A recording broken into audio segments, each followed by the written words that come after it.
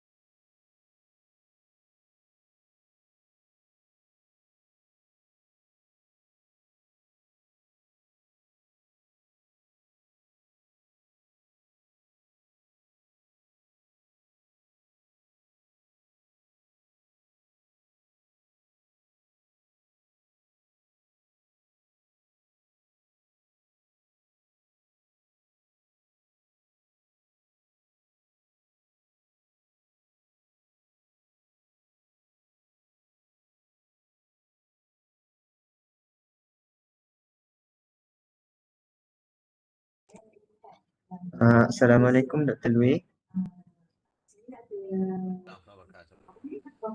Dr. Lui, can we see how the cameras work? Can Doctor can open the camera so that we can confirm with the background?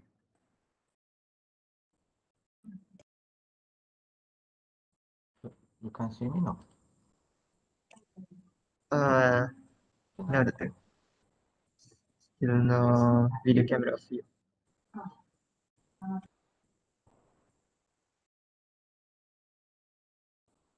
So I need to start video, can? Yes. Start a video. Okay. That's Alright. So fine. background confirmed, can? Yes, the background is correct and the sound also is good. So I think for Dr. Lui, everything is good. Thank you, Doctor. Okay. Thank you for confirming that. Okay. Thank you.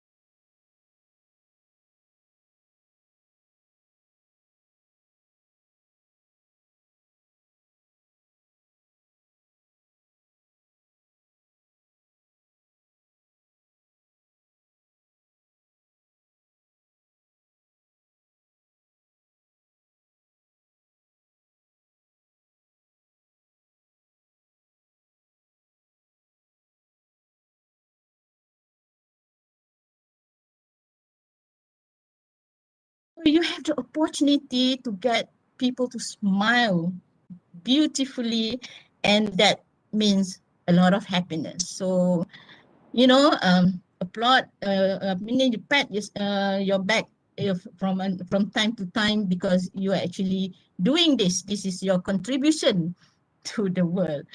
Okay, so anyway, let's go into learning, because we promised about responsive learning and responsible learners.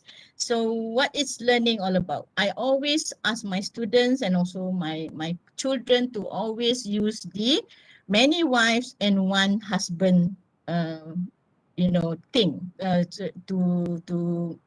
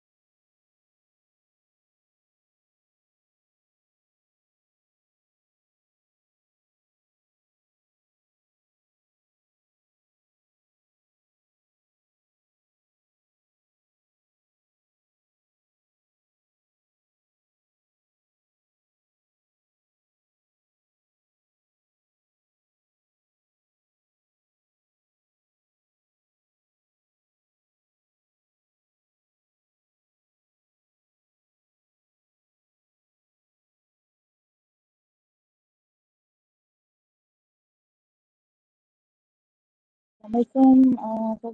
Zainal. Assalamualaikum. Salam.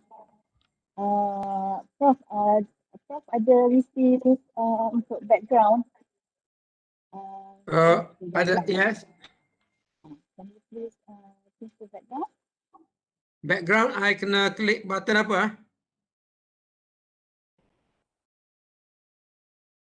Ya, ada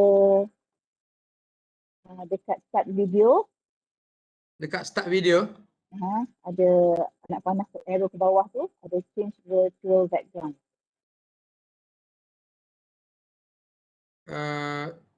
Change virtual background kan?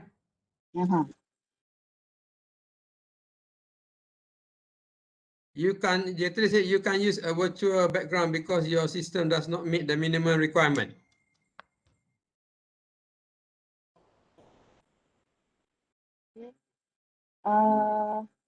Prof dah ada tambah lah. Yang apa image tu dah tambah lah kat situ. Dia ada tulis sini. You can use a virtual background because your system doesn't meet the minimum requirement. Dia tulis itu. Okey tak? Sekejap Prof. Your system does not meet the minimum requirement. Okay. Okay, I think it's okay. So I already give the green light, so it's okay not to use the background. Background sekarang okey kan? Tak ada apa? Kosong. Kalau UiTM. Yang Prof punya ke? Yang sekarang ni. Purple. Kalau memang dah tak boleh, tak apa kot, I think. Can you please, Kau suruh I try juga. I try klik tengok boleh tak? boleh, okay. Okay. Change virtual background. Yang last kali tu ada plus. Saya tambah image tu. Nothing happen. Tak ada apa. Memang tak boleh change tak? Saya nak change tu. Okay, Prof, no problem. Kita guna yang sedia ada sekarang je. Okay. Prof, saya ada WhatsApp jugalah beberapa the information I shared in the WhatsApp. Prof, sempat baca tak? Oh, nanti ya. Siap.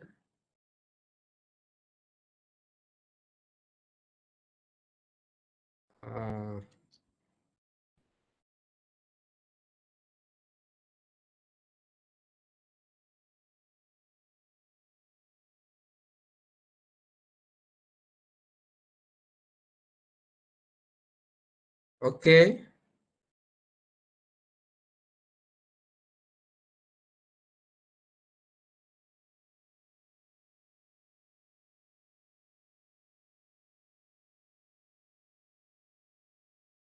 Banyak sangat yang hantar ni, mana tak baca.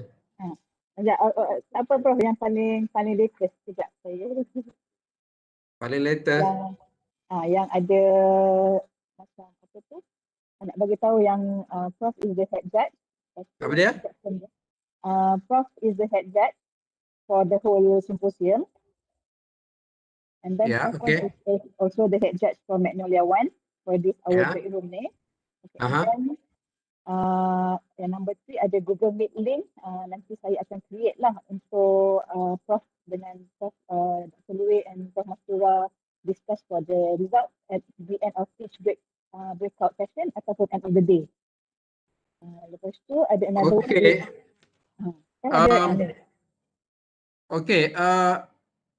nak discuss end of the session hari ni ke nak discuss tomorrow? Itu saya tutup based on the judge's request. Okay, tak apa. Discuss pasal kita tak dapat the whole result. Okay. We cannot compare lagi kan? So Prof prefer tomorrow lah at the end of the day. End of the day, just kumpul markah dulu, give your own individual marks. I think everybody give individual mark and then we count team besok.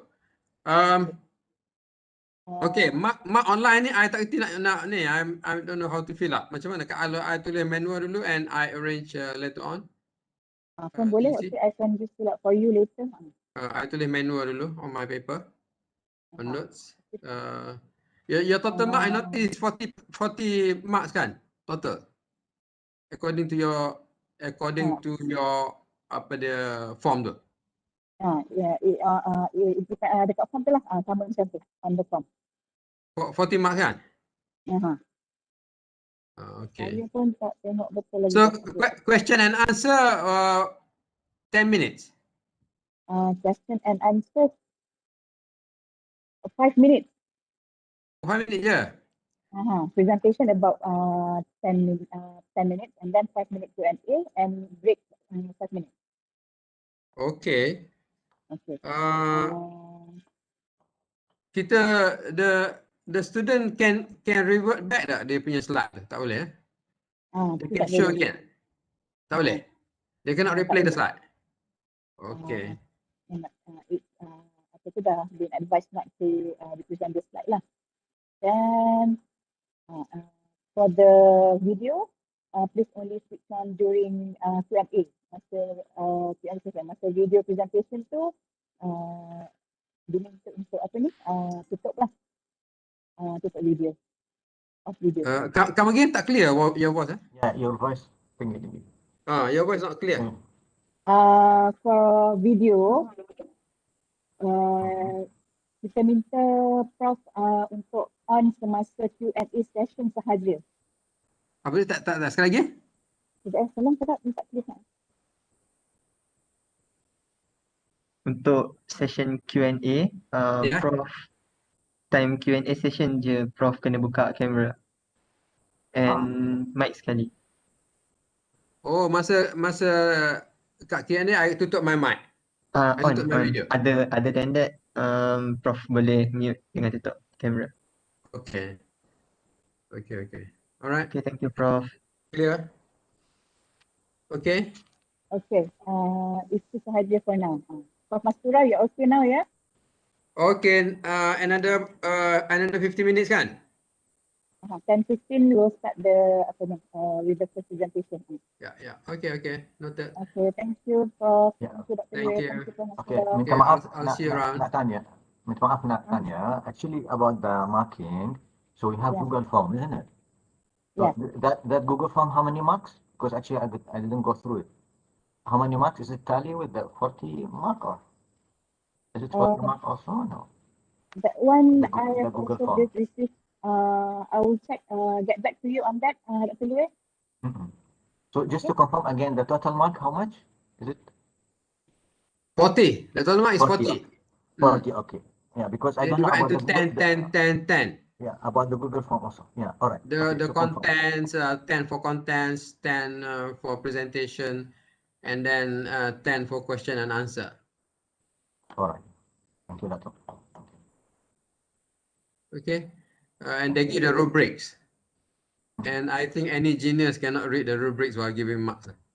It's too long. Yeah. Okay, you just go according to your. Sorry, Dr. Intan, is it in the Google Form or in the words that emailed by Prof. Nick? Prof. Nick, yeah. Is it I've actually just received the Google Form link for the mark yesterday, so that's why I distributed to all of you. Because when I'm about to when I entered the Google Form, I could not I could not proceed to the next page. Okay. So the link is in our WhatsApp, is it? WhatsApp group, yeah. Oh, okay.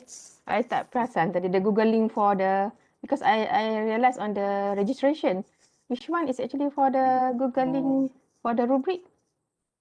I'll just, maybe you just resend lah. I just Banyak sangat. Itulah banyak sangat. Rubric ada dalam Nick Mazul hantar tu. Google Form, the Google Form. Okay, the latest one. Okay. Okay.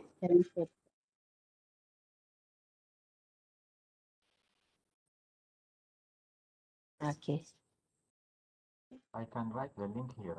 I will copy paste. I hope it will appear in the chat. So this is the link. This is the link to Google Form. Yeah. It's here in the chat now.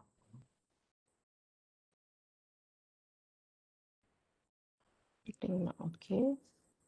Oh, that means every time the students present, we will open this link and then fill in the name. Okay, okay. Because you will be given 5 minutes break after each presentation. After the Q&A, there will be 5 minutes break. Okay, okay. Okay. Okay, thank you.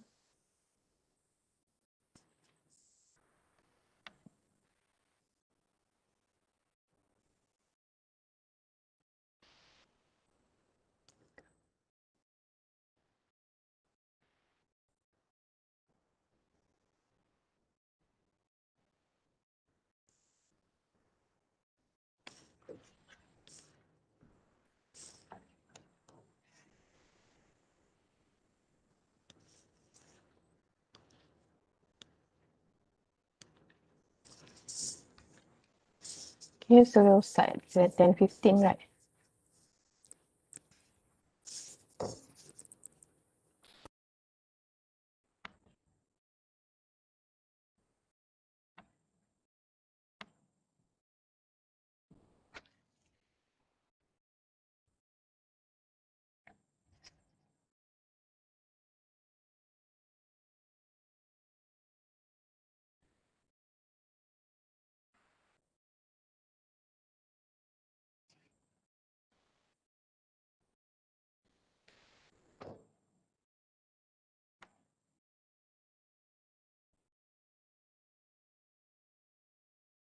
Assalamualaikum, Professor, Doktor semua. Boleh tak tolong turn offkan video kamera dulu? Nanti Kang during the Q&A session boleh onkan balik. Okay. Alright, thank you, Professor.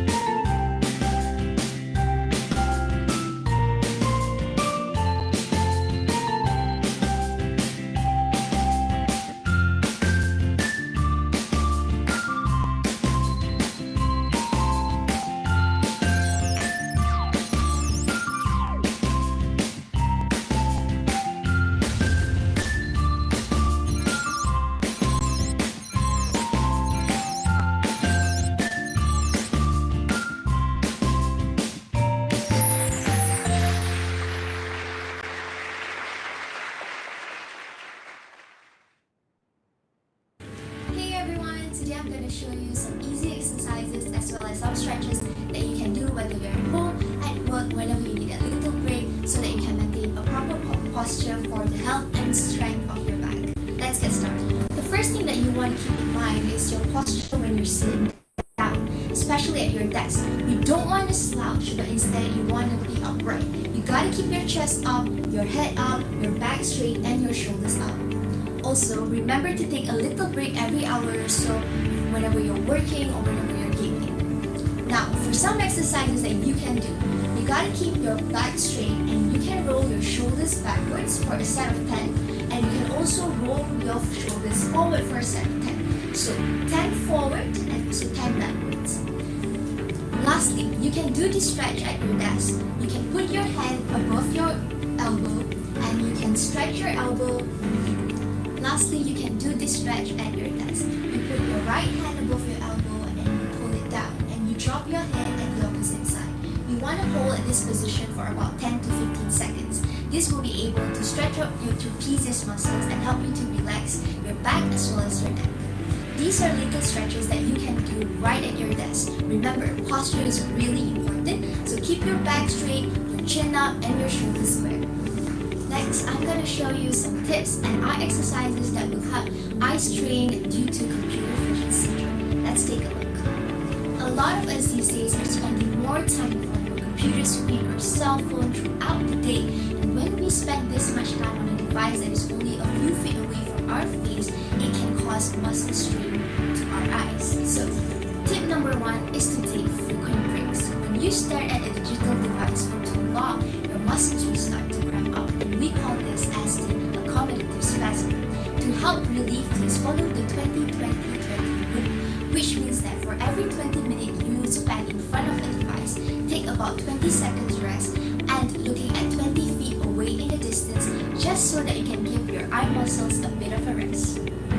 Adjusting your environment can also reduce the risk of developing computer vision syndrome. What you can do is adjust your screen position. And lastly,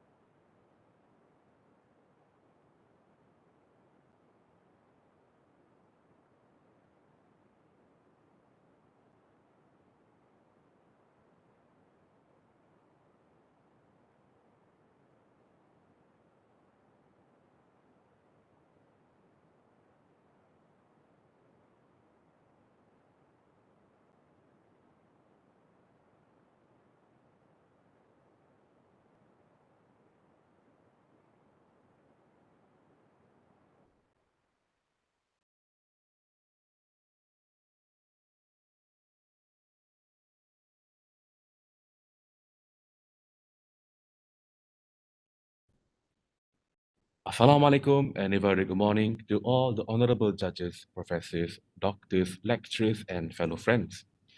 Welcome to the 11th UiTM Dental Student Scientific Symposium.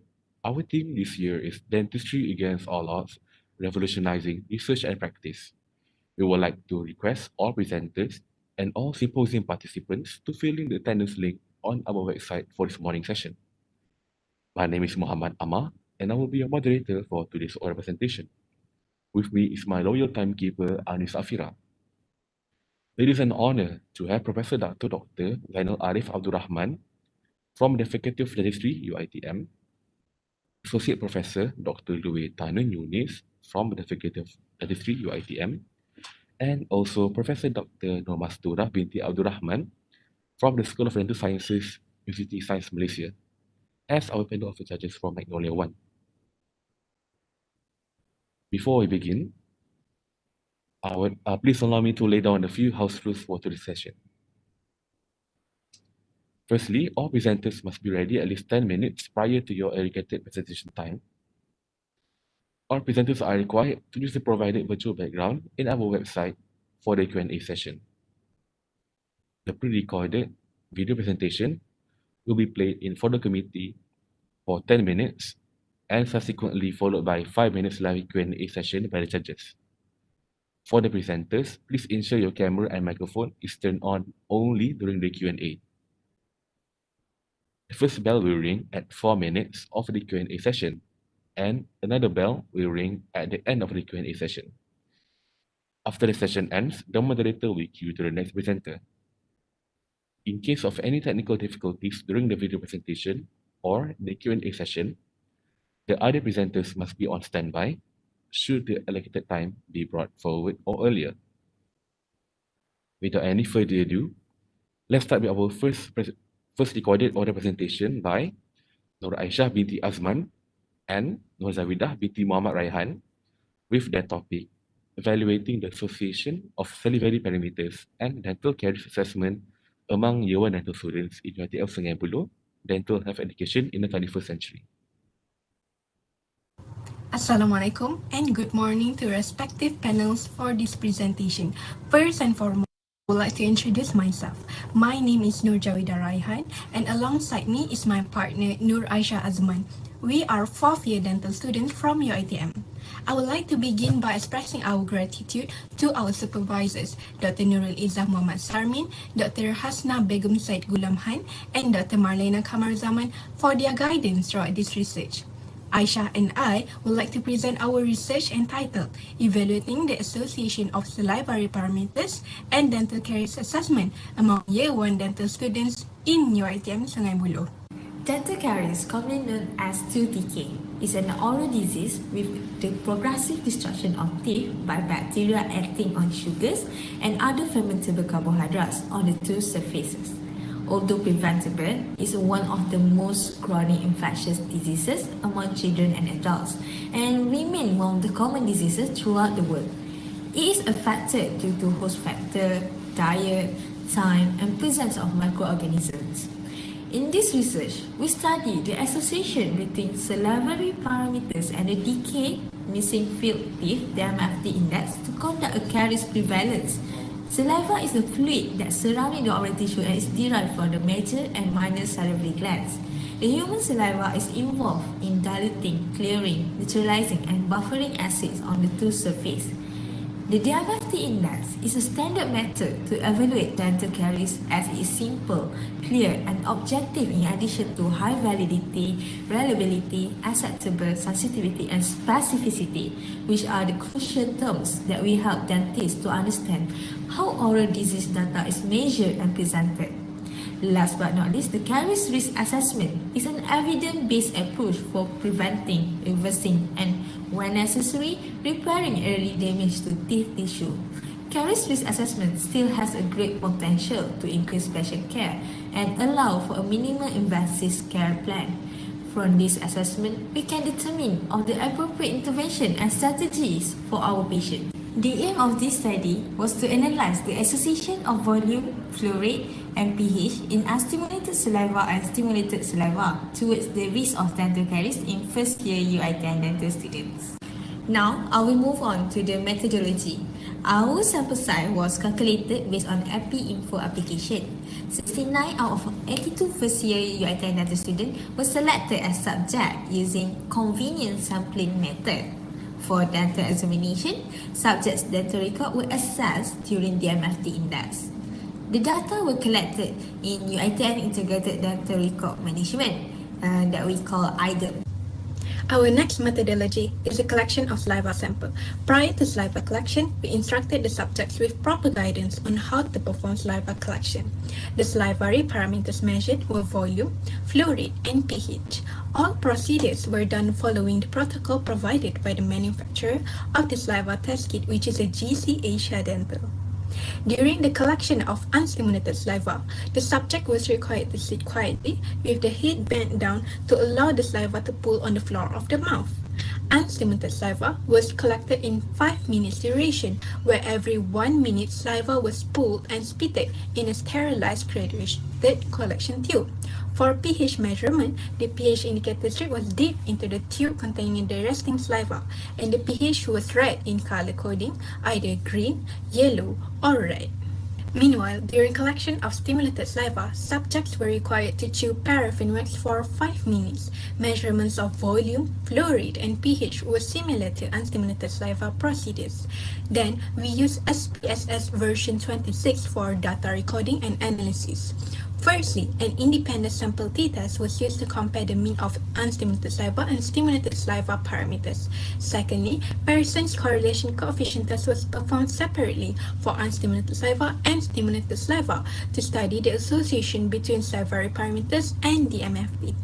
Finally, the calculation of DMFT and caries prevalence rates of first-year UiTM dental students were computed in Microsoft Excel database. From here on, I am going to discuss our findings from this research. In the table below, it shows the result of independent sample t-test for the mean of salivary parameters between two groups of saliva.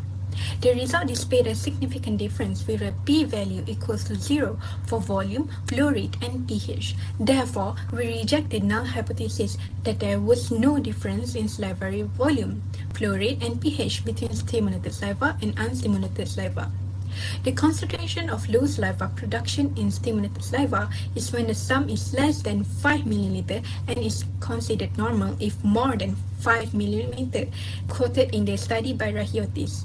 From our result, we obtained the mean volume of unstimulated saliva and stimulated saliva of 2.43 and 7.94 respectively. Hence, the numbers are still within the normal range. Moreover, according to Cruz in 2013, the normal flow rate ranges from 0.25 to 0.35 ml per minute for unstimulated saliva and 1 to 3 ml per minute for stimulated saliva. We obtained the mean flow rate for unstimulated saliva of 0.45 ml per minute and 1.80 ml per minute for stimulated saliva. Thus, it showed that the mean for unstimulated saliva was slightly higher than the average value. Furthermore, a study done by Farsi in 2007 stated that the optimum range for pH was 6.6 for unstimulated saliva and 7.4 for stimulated saliva. Our result exhibited the mean pH 7.21 and 7.48 in unstimulated saliva and stimulated saliva. Farsi also expressed that the higher the physiological pH, the higher the flow rate. Next, the result from our Pearson test showed no statistically significant correlation in all variables for both unstimulated saliva and stimulated saliva with p-value more than 0.05. To answer our main objective, it clearly shows that the increase or decrease in each salivary parameter did not significantly relate to the increase or decrease of the DMFT index.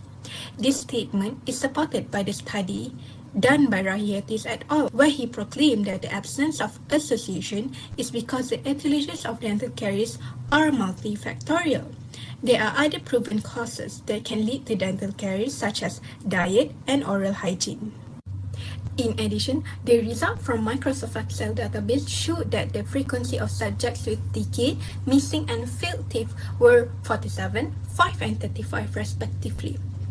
The calculation for dental caries prevalence in first-year dental students was significant because these students were described as an individual with satisfactory dental status and bear a thorough knowledge regarding the causes and how to prevent dental caries.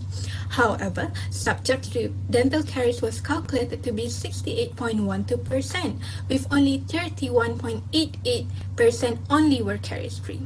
Our finding is almost similar to a study done on undergraduate dental students in Holy Karbala, Iraq, with 69.9% of their total samples were found to have dental caries, while the remaining 30.1% were caries-free. An important take-home note is that information alone is not sufficient unless these students embrace the knowledge they have and put an effort into it.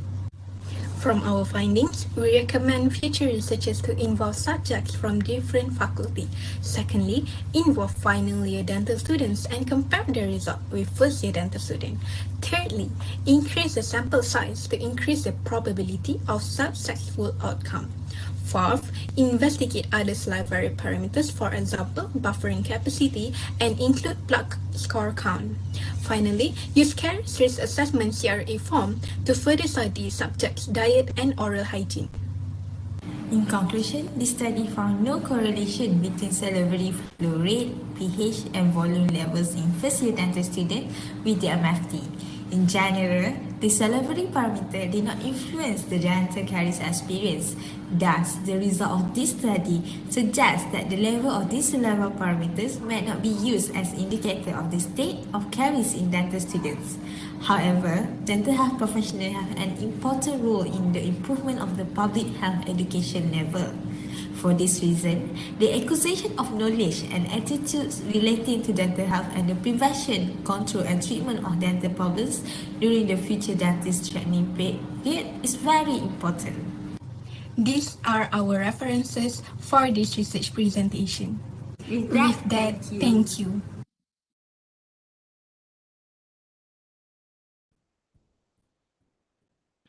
Thank you for that wonderful presentation. Now, we would like to invite the judges for the Q&A session.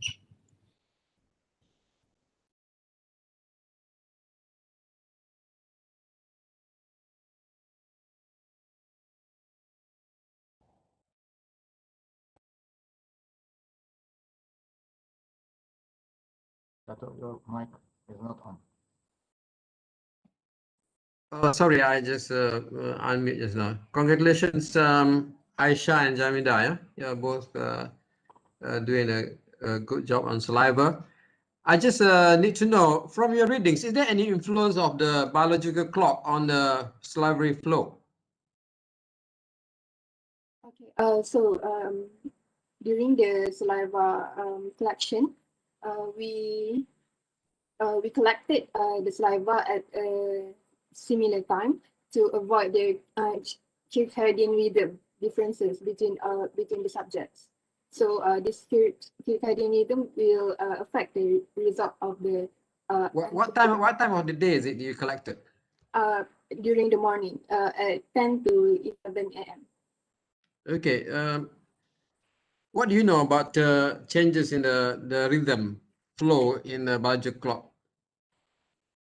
Maybe your partners would like to answer as well.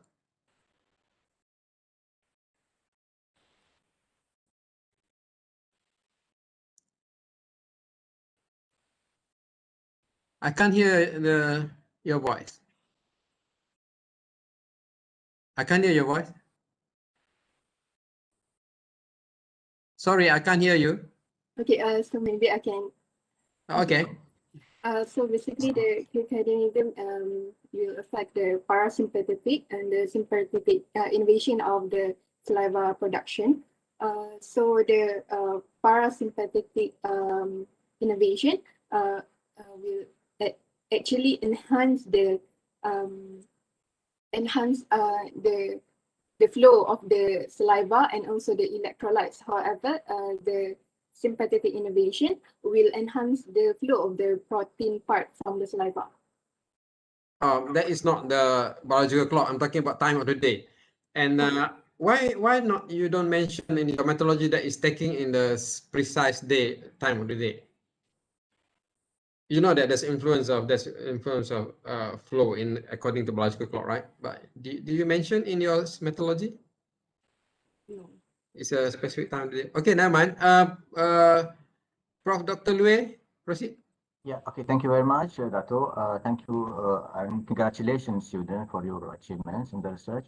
But actually, there is another research done also by your colleague. It's almost similar to your, most of the parameters have been used in your research and their research. It's actually, they will be presenting later. It's about total salivary protein, flow rate, DMFT, and assessment in year one, UiTM to the student. You have used most of the parameters, almost similar. In your research, actually, you are saying, and this is I'm reading from your abstract, student with reduced salivary flow rate more likely to present caries. But they also utilize your colleague also in another project they will present later, They use the same participant. They are saying normal salivary flow rate has no significant correlation in caries incidence. So I think later you can sit with them to see why your what you call finding is contradicting them, especially in relation to salivary flow rate. You are using the same person, the same subjects, but then you come out with different parameters. They also use the DMFT, the what we call other parameters similar to you. But I'm talking only about the flow rate. Yeah, it's actually same supervisor also. Yeah. Okay. This is only my comment. Thank you very much. Okay, regarding Dr. Louis' comment, I would like to clarify. Basically, the abstract that we submitted, after we submitted the abstract, we noticed that we key in the wrong numbers in our salivary analysis of the SPSS. So we actually already corrected the abstract, but since the abstract has already been submitted, so that is not the updated one. So we apologize for that matter. But no, actually, it's already you present the same. Maybe you presented the same thing in the abstract. Never mind. You can sit with them later and see what are the differences, what are the similarities between you and. Okay, just confirm with them now. Because you cannot come with different parameters, the same thing done by others, especially if it's taken from the same subjects, yeah? From the same UiTM dental in year one, can. All right, thank you. I think the time finished. Thank you for the suggestion, Doctor. Thank you, Doctor, for suggestion. Okay, that marks the end of the Q&A session. Thank you, judges and presenters. Before we move on to the next presentation, we would like to present the e-certificate for the presenters to thank you for your participation in the symposium.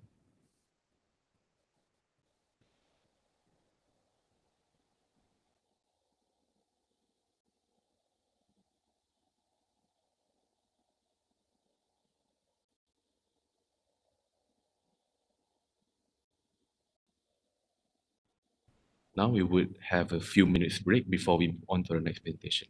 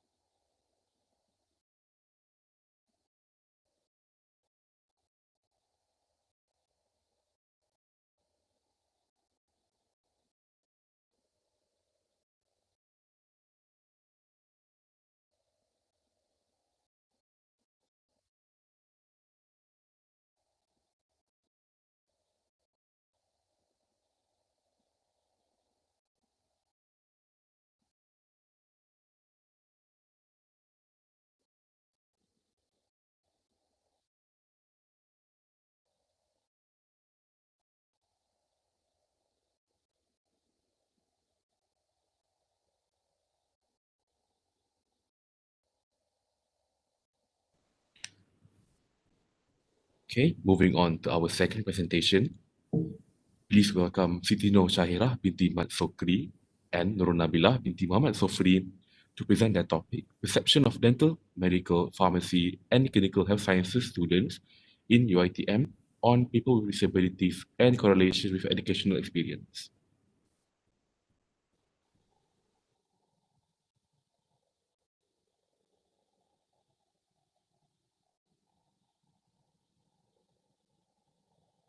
Assalamualaikum and good morning to honorable judges and everybody. Today we will be presenting our research entitled Perception of Dental, Medical, Pharmacy and Clinical Health Sciences Student on People with Disability and Correlation with Educational Experience. This is the outline for our presentation today. Disability is defined as a relationship between body function and structure impairment, activity limitation, and participation restriction with one health condition, personal factor, and environment. In Malaysia, people with disability or PWD is categorized as those with physical, intellectual, psychological, and sensory impairment. It was reported that PWD have poor quality of life, experience various health complications, demonstrate low utilization of professional healthcare services, and experience challenges in accessing healthcare services. One of the challenges reported by patients were communication difficulty and lack of empathy and competence demonstrated by healthcare practitioners. On the other hand, healthcare professionals expressed discomfort and lack of confidence in managing PWD, which was related to inadequate contact and poor training in this area of patient care. In order to prepare future health professionals with knowledge, skill, and positive attitude in managing PWD, university education therefore plays a crucial role. While many studies have investigated level of attitude, exposure, and educational experience among healthcare students towards PWD, such situation in Malaysia is not thoroughly explored. So the objective for this research were to investigate the perception of attitude towards and exposure on people with disability among dental, medical, pharmacy and clinical health science students at University Technology Mara, and to determine student perception of their undergraduate training in preparing them for managing PWD. This is a descriptive quantitative cross-sectional survey using self-administered questionnaire conducted online. The questionnaire was developed from existing literature and underwent content and phase validation prior to the main survey. The study involved all final year students from courses related to clinical healthcare practice in UiTM for 2019-2020 academic session. These are the list of programs which students were involved in the study. Quantitative data was analyzed via one-way ANOVA, chi-square, and Fisher exact test using SPSS. Next, results. We have obtained participation from the majority of students across the program, ranging from 61% to 100% response rate. In general, more than one-fourth of students from each program reported having a family member who has a disability, except for optometry. Most occupational therapy students reported having family and patients who are PWD. Only a small percentage of students across all programs cited having a PWD as a friend. The majority of students had experience managing patients with physical, intellectual, and psychological disability, but not those with visual and hearing impairment. There is no significant difference in terms of contact of respondents with PWD across all programs. The overall mean attitude ATDP scores of students in each program were within the middle range, which were categorized as neither positive nor negative, with no significant difference across the cohort. A significantly higher percentage of occupational therapy and nursing students reported positive experience in physically disabled patients. There was a significant difference in terms of student differing experience treating patients with intellectual disability across all programs. The majority of students across all programs noted positive experience in managing this patient, except for those from pharmacy and nutrition dietetics. There was an insignificant difference in terms of student differing experience in treating patients with psychological disorder across all programs. Significantly, more than half of students from each program reported that they have positive experience in managing patients with visual disability, except for those studying medicine, pharmacy, physiotherapy, and nutrition dietetics. A significantly higher percentage of dental students, 81.8%, indicated positive experience in managing patients with hearing disability. A significantly higher percentage of occupational therapy students cited comfort in managing patients with physical disability. Significantly, most medicine, physiotherapy, occupational therapy, nursing, and optometry students indicate that they felt comfortable in managing patients with intellectual disability. More than half of medicine and nursing students feeling comfortable managing these patients with psychological disorder. There was no significant difference among students in treating patients with visual disability across all programs, with between 48 to 60% noted feeling comfortable. Similarly, there was no significant difference in terms of student comfort in treating patients with hearing disability across all programs, with between 48 to 62% noted feeling comfortable. Majority of dentistry, physiotherapy, occupational therapy, and nursing students perceive that they receive adequate training in managing PWD, which was significantly different in responses across the program. Overall, perceptions of students towards adequacy of training in managing PWD have no significant impact on their attitudes towards this patient cohort. A significant correlation between students' perception of training with positive experience was found for all categories of patients. Those who cited having adequate training in managing patients also had positive experience in managing all groups of PWD. Similarly, a significant correlation between students' perception of training with positive experience was found for all categories of patients. Those who cited having adequate training in managing patients felt comfortable in managing all groups of PWD. This study found that many students across all of the programs having adequate exposure in managing patients with physical, intellectual, and psychological disabilities, but not those with visual and hearing disabilities. This may be related with reduced access to and low utilization of healthcare services. Adequate exposure can be achieved by exposing the students to this patient. This study also found that students' attitude towards PWD is described as neither positive nor negative. Apart from that, the insignificant difference between students' perception of training and their level of attitudes reported in this study justify the needs for enhanced or thorough curricular review that are effective in improving students' attitudes towards PWD.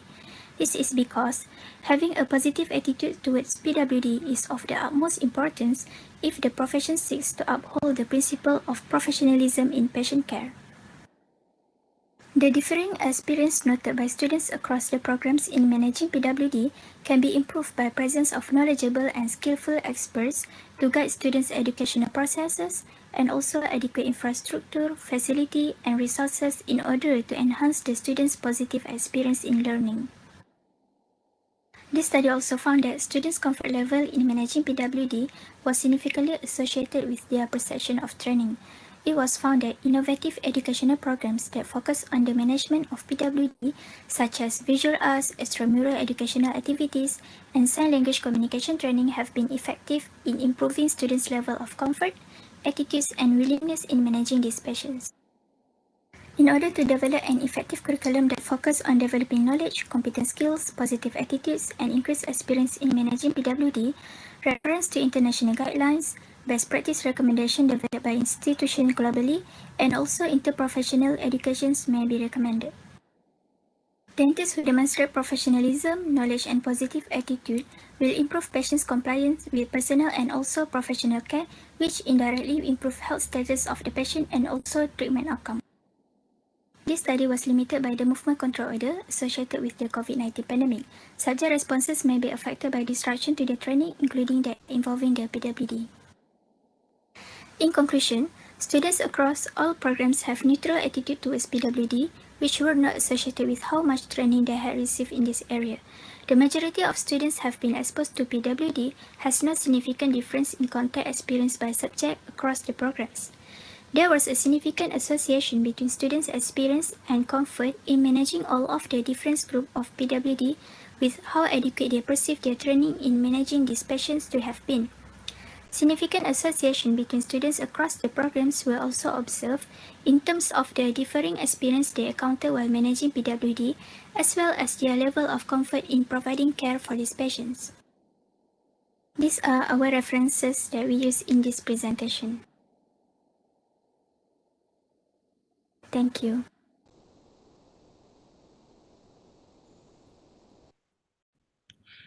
Thank you for the wonderful presentation. Now we would like to invite the judges for the Q&A session.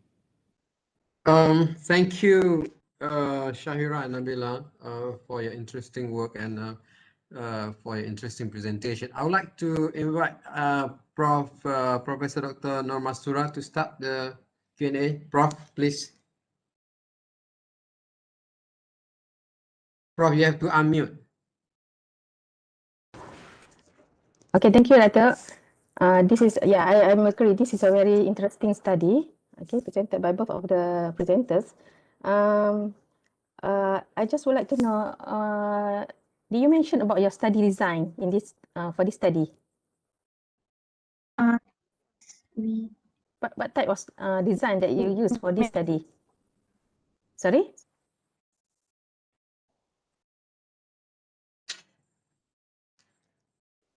We can't hear you.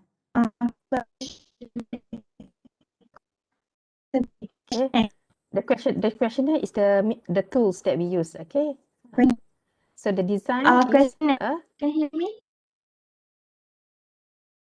Yeah, I can hear. Your voice break up. Yeah, actually, student connection is not good. We can't hear you. So your connection is a problem. Maybe the Okay, other student the can other answer partners it. to answer it.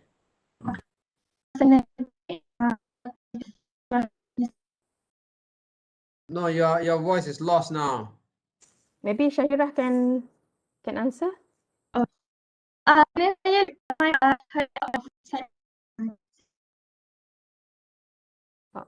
No, your voice is not clear at all. We have problems. We cannot hear anything. Okay. What about your partner? What happened to your partner, Shahira? My partner, her laptop suddenly off, and she doesn't enter the WebEx. Okay, we can hear you clearly. Why not you answer the questions? Our study, quantitative cross-sectional survey. Yeah, actually you did a quantitative study, right? So it is a cross-sectional study. Okay, it is a cross-sectional study. How about the questionnaire that you mentioned just now? Is it a validated questionnaire from whom? From Google, but we already do the validation and pilot study on the questionnaire, and we already improvise the questionnaire to use in our studies. Yeah, that is a very important point, because if your questionnaire is not valid, then the whole process is actually we consider as invalid. So that one is good to be put in your presentation, right? Okay. I just would like to know how did you ask for the contact that you show about the mean contact time just now? How long? I mean, how did you ask for that question? Because I can see that they mention as not adequate, right? Towards the end, you mentioned as inadequate exposure. How did you mention the contact point for in terms of asking them?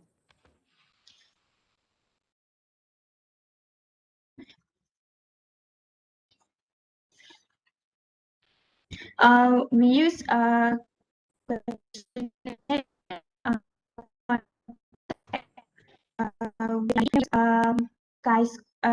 we use chi-square to check the significance, and then for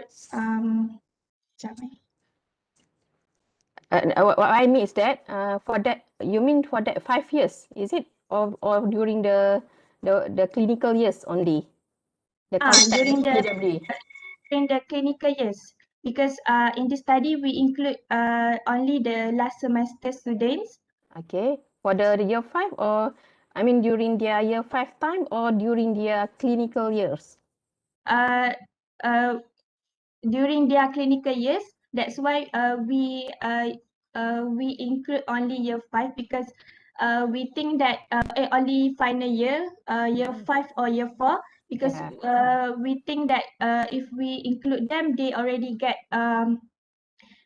adequate clinical training. Yeah.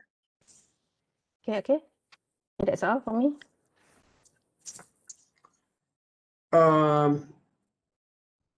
Dr. Lui, you like to ask any questions? Yeah, I just have a small question. Thank you, Dato. Did you, Sophia Khan, did you ask did you ask the participant in your questionnaire, how many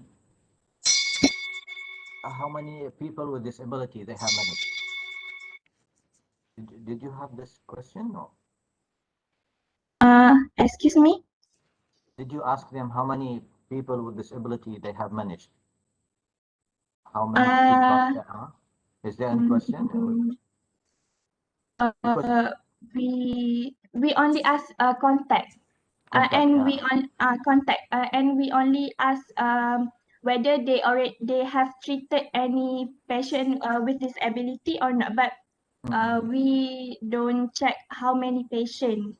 yeah, But because actually within 1 or 2 years, I don't think that student would be, seeing 5 people with disability. I don't know. And then probably also they will not have sufficient knowledge. So the problem is that there is no sufficient time for them to see the patient, to have knowledge now. This is only my comment. Thank you, Dato. Not to take too much time. Yeah, thank you, Dr. Lui. Nabila, you mentioned about there's an issue on the hearing and visual issues, isn't it? There's a lack of confidence in that area. Is that right? Yes.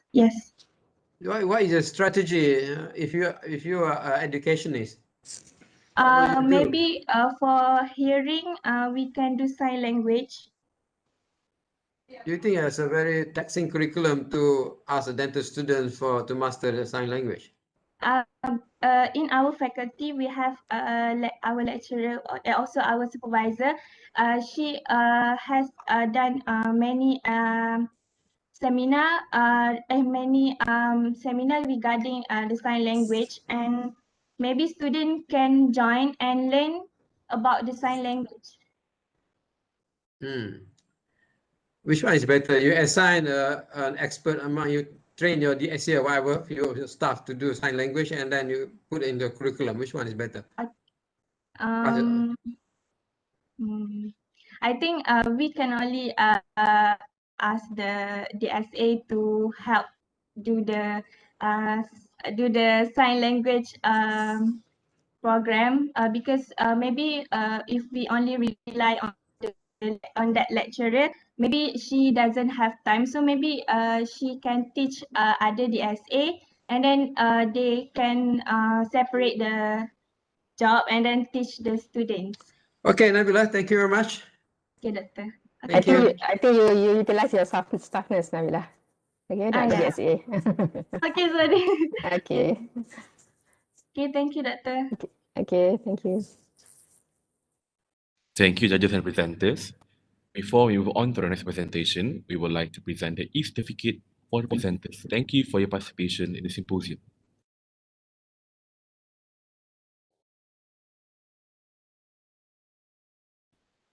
We now proceed with a 2 minutes break before we start the next presentation.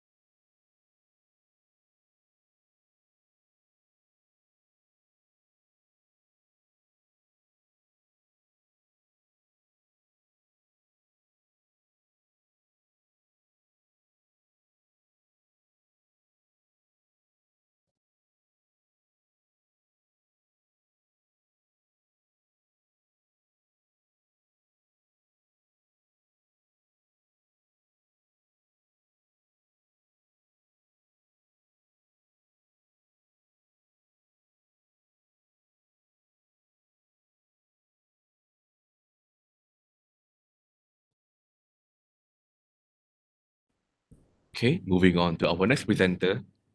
Please welcome Nur Sabrina binti Asnawi and her partner, Nur Fazliana binti Muhammad Fazil, to present their topic, the cytotoxic effect of non-porous simvastatin microparticles, Cotaway chitosan against human nasopharyngeal carcinoma in vitro study.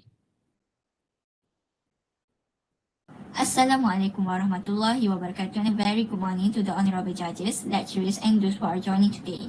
I am Nur Sabrina and along with me Nur Fazliana, we are going to present our research with title The Cytotoxic Effects of Novel Non-Porous Simvastatin Microparticles Towards Human Nasopharyngeal Carcinoma, an in vitro study which supervised by TS Dr. Nur Aliana Hidayah Muhammad and Sir Muhammad Aizad Abdul Rahim. Human nasopharyngeal carcinoma, also known as NPC, is one of the most common head and neck cancers with the highest incidence and mortality rates in Asian countries, including Malaysia. Based on World Health Organization (WHO), in 2020, nasopharynx cancer is listed at top 5 for new cases and top 6 for the death in Malaysia. Despite the fact that majority of patients have been cured, there are still challenges in prevention of the disease relapse, treatments of patients with refractory or metastatic NPC, and also management of long-term of toxicities. So, in our study, we use simvastatin to treat this cancer. Simvastatin is cholesterol-lowering drug which belongs to the statin family, and it is widely used as a safe and well-tolerated therapeutic agent. Statins have been shown to have anti-proliferative and apoptotic activity against a variety of cancer cell lines, includes breast, prostate and colon cancers. Simvastatin has gained a lot of attention because it has the potential to be anti-carcinogenic when compared to the other statins. However, simvastatin alone may cause cancer cells to develop chemoresistance. To prevent this from happening, we decided to encapsulate the simvastatin into microparticles with size ranging plus minus 1 to 100 micrometer. The reason why we choose to encapsulate it because the microparticles will help to protect the drug, which is the simvastatin, from environment, protect the body from the side effects, and also it will improve the effect of the drug. In addition, chitosan also is added into this study as coating material to the microparticles. Chitosan helps to modify the drug release behavior of microparticles with moderate and sustained release. Okay, so next is our objective. We would like to investigate the effects of encapsulated simvastatin-loaded microparticles as anti-proliferative agents on human nasopharyngeal carcinoma by using RPMI-2650 cell line.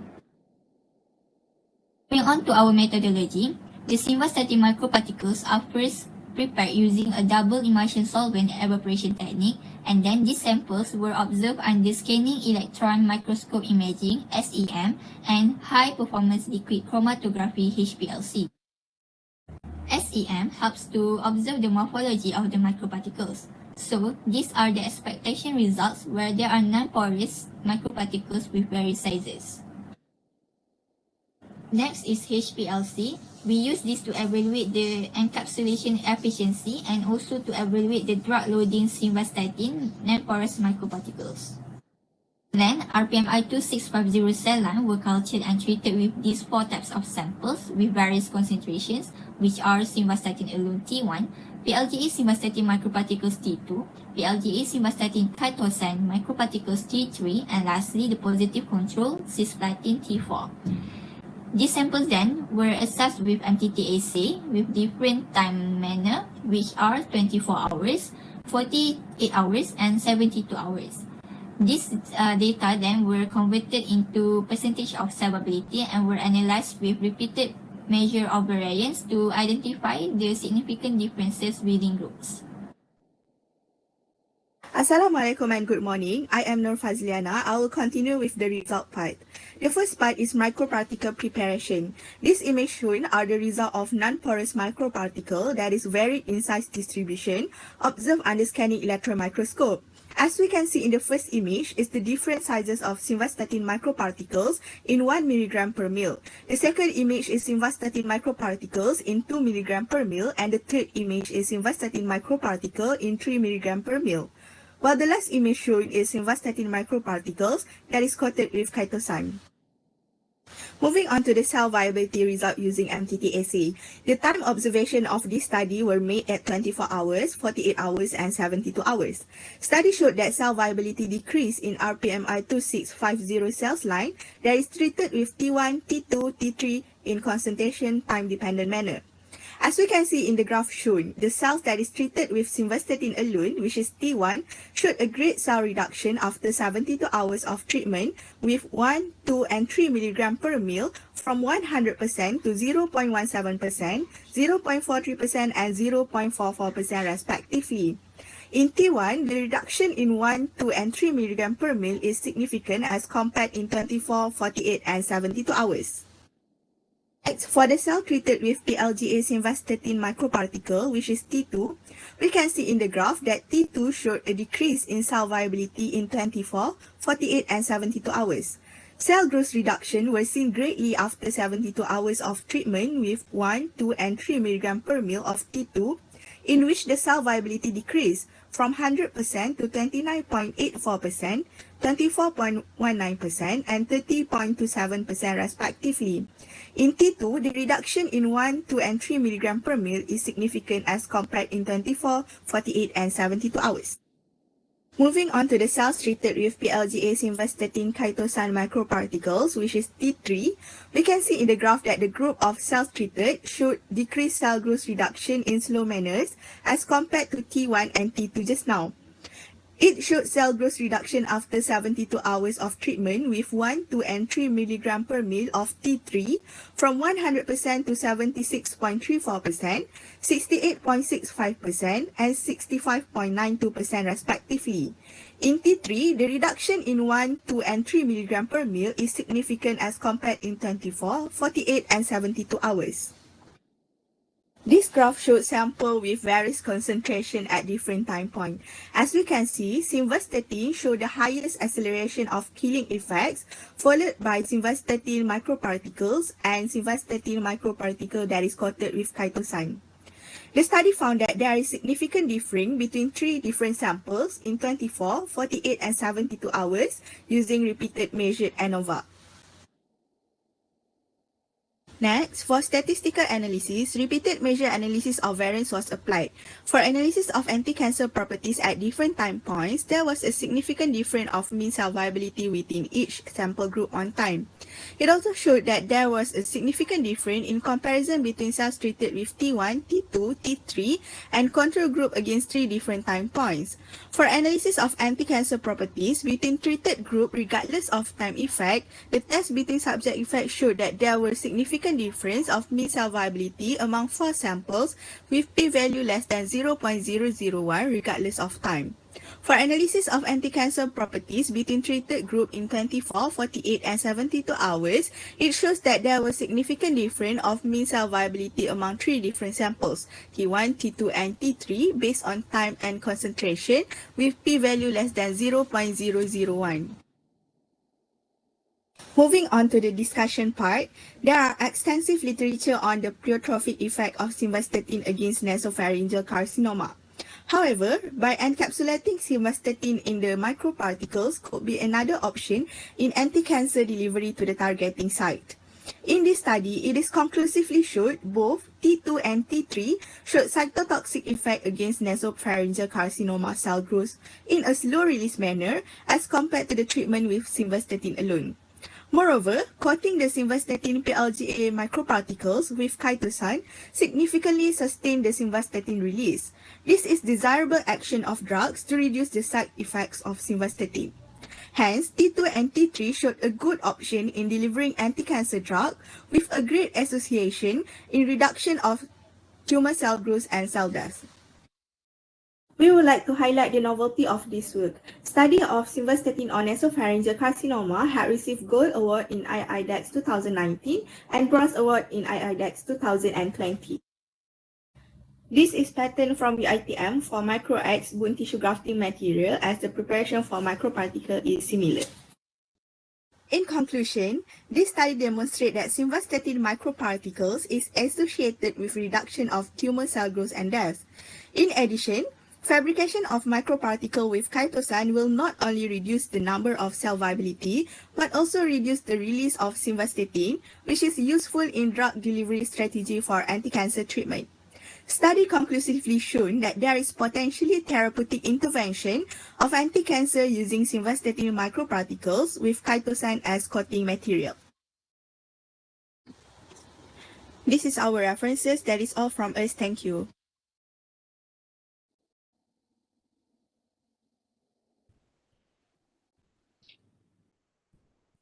Thank you for that wonderful presentation. Now we would like to invite the judges for the Q&A session. Thank you, and congratulations, Sabrina and Fazilana, for your interesting work and also interesting presentation. Do you do this experiment yourself?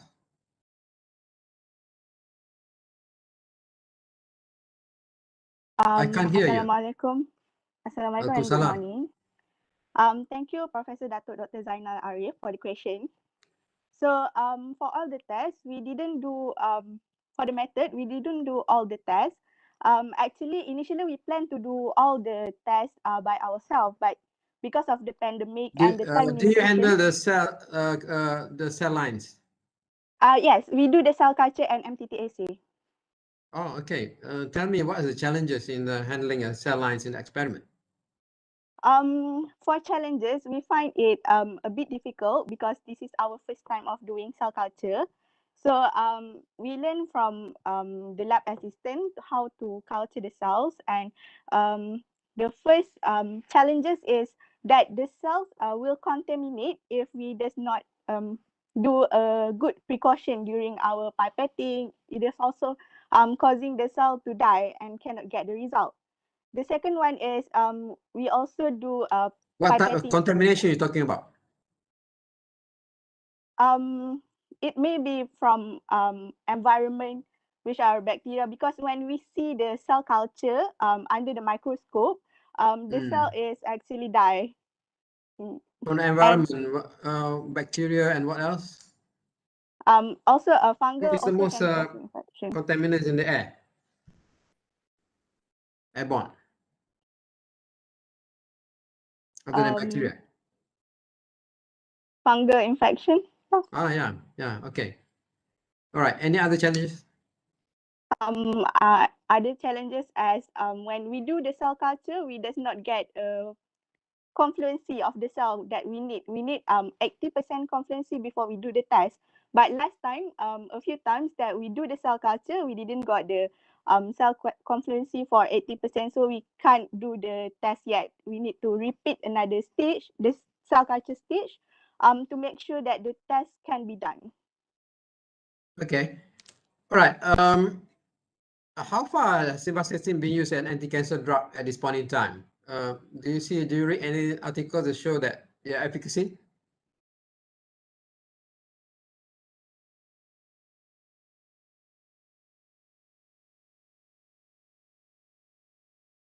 Your partner, maybe? Fazliana, you like to answer that? There are a few literature on the use of simvastatin as anti-cancer, as proposed by Ma et al. In our references at numbers 5, which we use the references in our study. But I am sorry, Prof, we are not sure how long that simvastatin had been used for anti-cancer properties. Okay. Any high-level evidence to show the efficacy of this drug?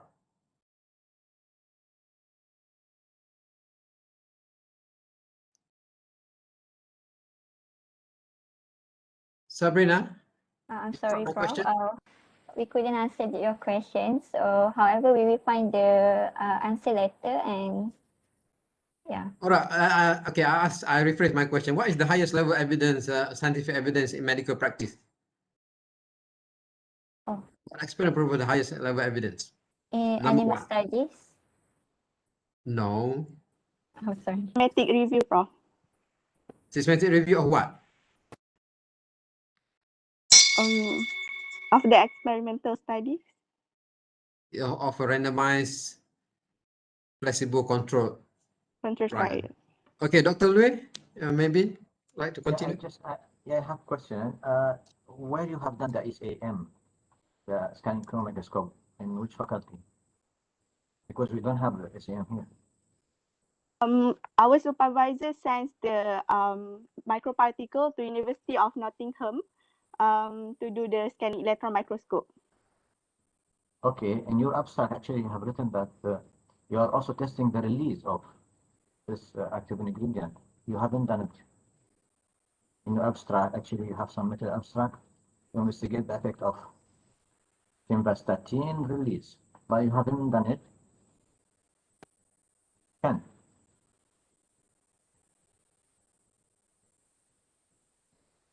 Why you have not done it? I mean, or otherwise you should remove it from the abstract. Or maybe you have sent the abstract very early, or how? You have one of the objective is not done, which is the release. Yes, Prof, we have sent the abstract earlier than. So maybe you sent the abstract earlier. Yeah. All right. Thank you, Dato. This I think. Professor Dr. Mastura. Just only one things to advise students. Okay, in your abstract, it's good to put your statistical analysis, the type of statistical test that you use as well, because it's not clear which type of analysis that you did, and then suddenly you show the significant or insignificant result. So it's not, we cannot verify whether it is really a significant or insignificant findings, because we're not sure about your statistical analysis. Okay, that's all. Thank you. All right, thank you, Sabrina and Fazlana. Yeah. Thank you, judges and presenters. Before we move on to the next presentation, I would like to present the e-certificate for the presenters to thank you for your participation in this symposium.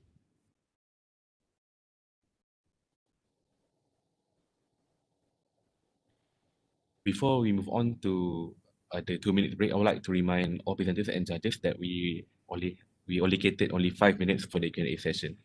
So, and now we proceed to the 2 minutes break. Okay. Do you think that do you have 2 minutes? What is the 2-minute break for? May I know? The 2-minute break is, as planned, is to allow the judges to note down any results or any notes they want to jot down of their presentation before we move on to the next. Oh, okay. Okay, thank you. Yeah. So your bell sound is the one that is finished, isn't it? When the question answer is finished? Yep, the bell sound will ring at 4 minutes and at 5 minutes. Yep. Oh, okay. Sorry, I missed the sound of the bell just now. It's okay. It's a little bit hard for virtual to hear the bell a bit. Okay, thank you. All right, thank you, Dr. Dato.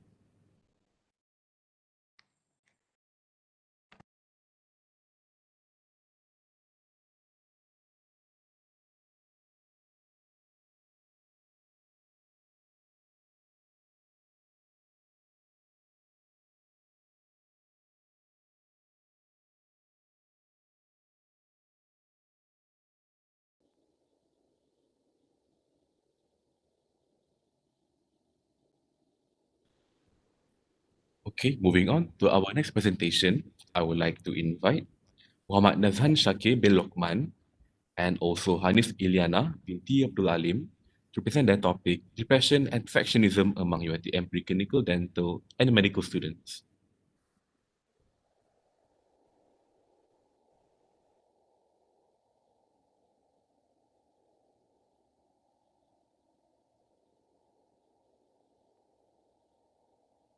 Assalamualaikum warahmatullahi wabarakatuh, and a very good morning to our judges and the members of law.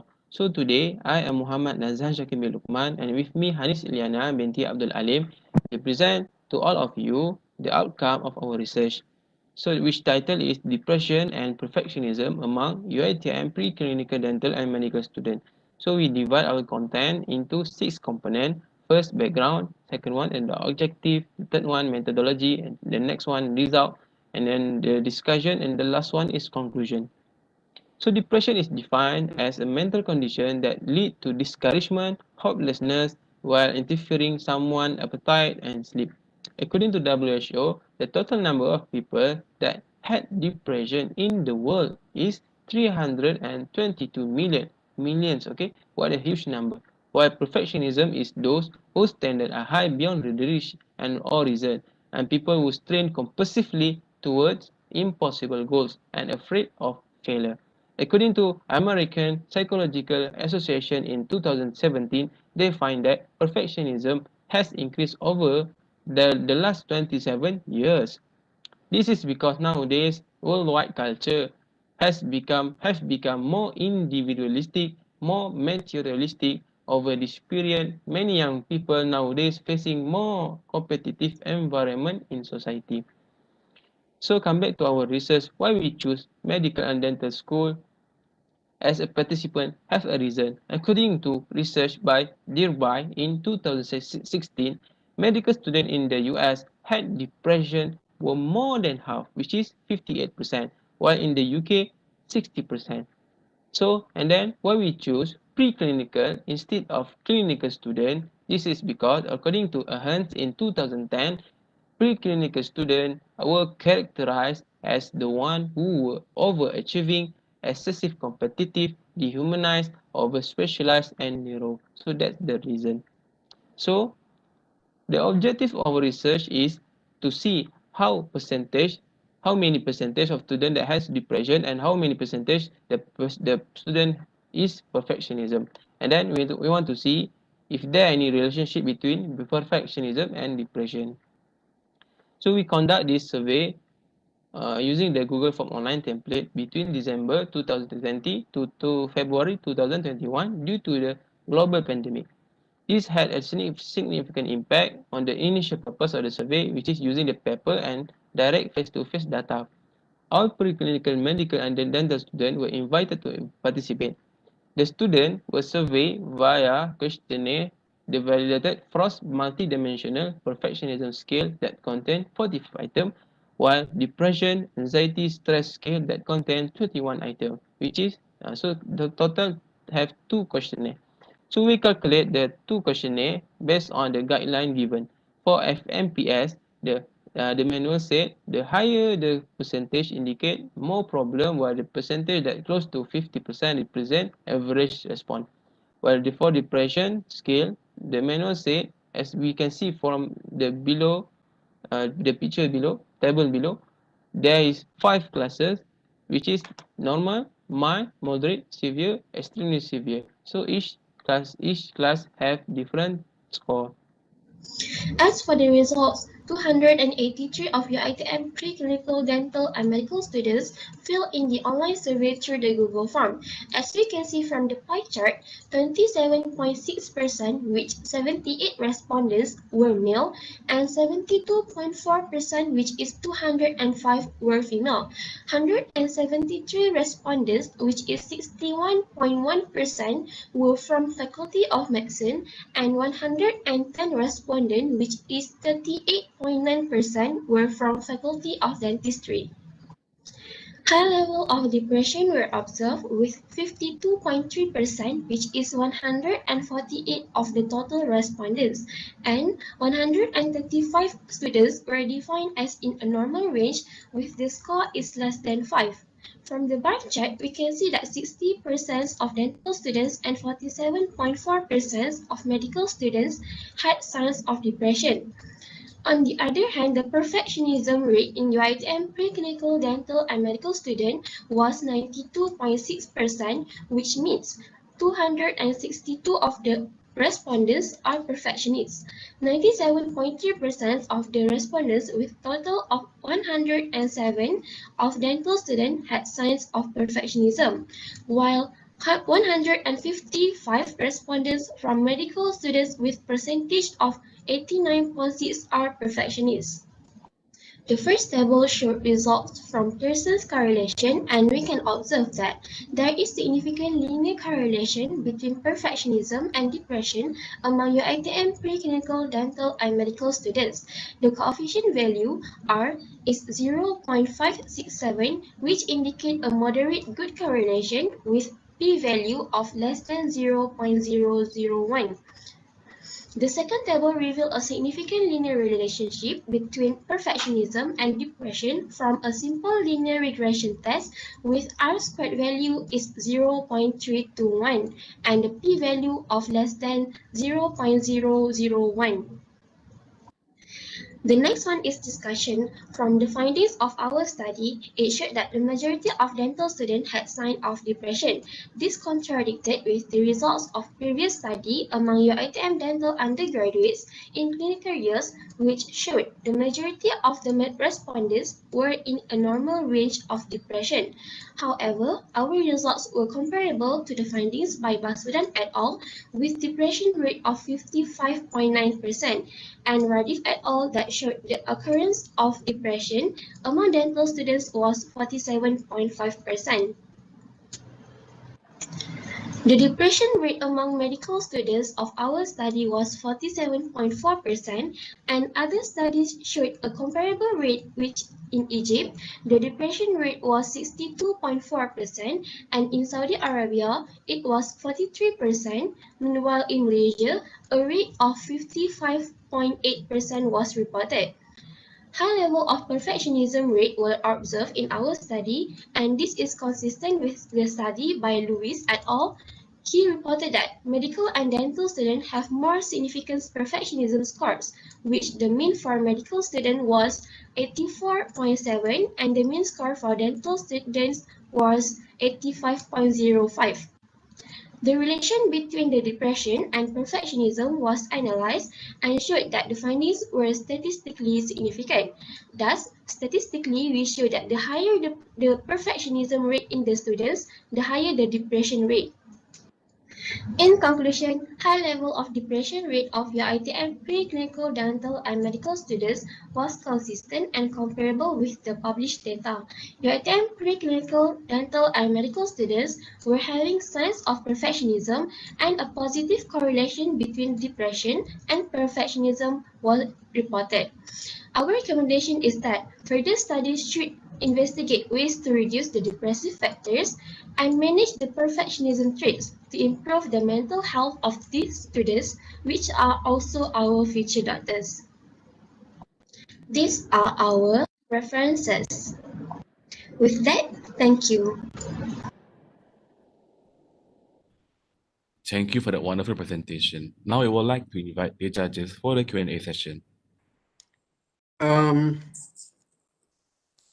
Thank you, Nazlan and Nazhan and Hanis for your interesting work and presentation. I would like to invite Professor Dr. Mastura to start with the Q&A. Prof. Okay, thank you, Dato'. When did you conduct this study? From December 2020 until February 2021. So can you comment on the high level of depression among the preclinical dental students during that period? What are others possible factors that that contribute to the high level of depression? As you mentioned, that it's contradicted, right, from the previous study. All right. So, so nowadays, as we know, we had the global pandemic, which is the COVID-19, and then how the study is changes, which is from face-to-face learning into the online learning. So, according to this condition, I think that's the factor that contribute to the dental and medical stress. Yes. Yeah, that's very good point to discuss as well, because it might be exaggerated due to COVID-19 pandemic, right? Okay. Okay. Based on your methodology, okay. I just wonder about your domain for your FMPS. Because even I'm waiting for that in your presentation just now, because we don't know what is the domain and the items that you asked during in the questionnaire that you use for FMPS. Yeah, Frost multi-dimensional perfectionism scale. Yes. Yeah. So you want to see the question? No, maybe you just mention about the domain and item that you use, because for that it's quite familiar. We know you use that's 21, right? For the depression, but for the perfectionism,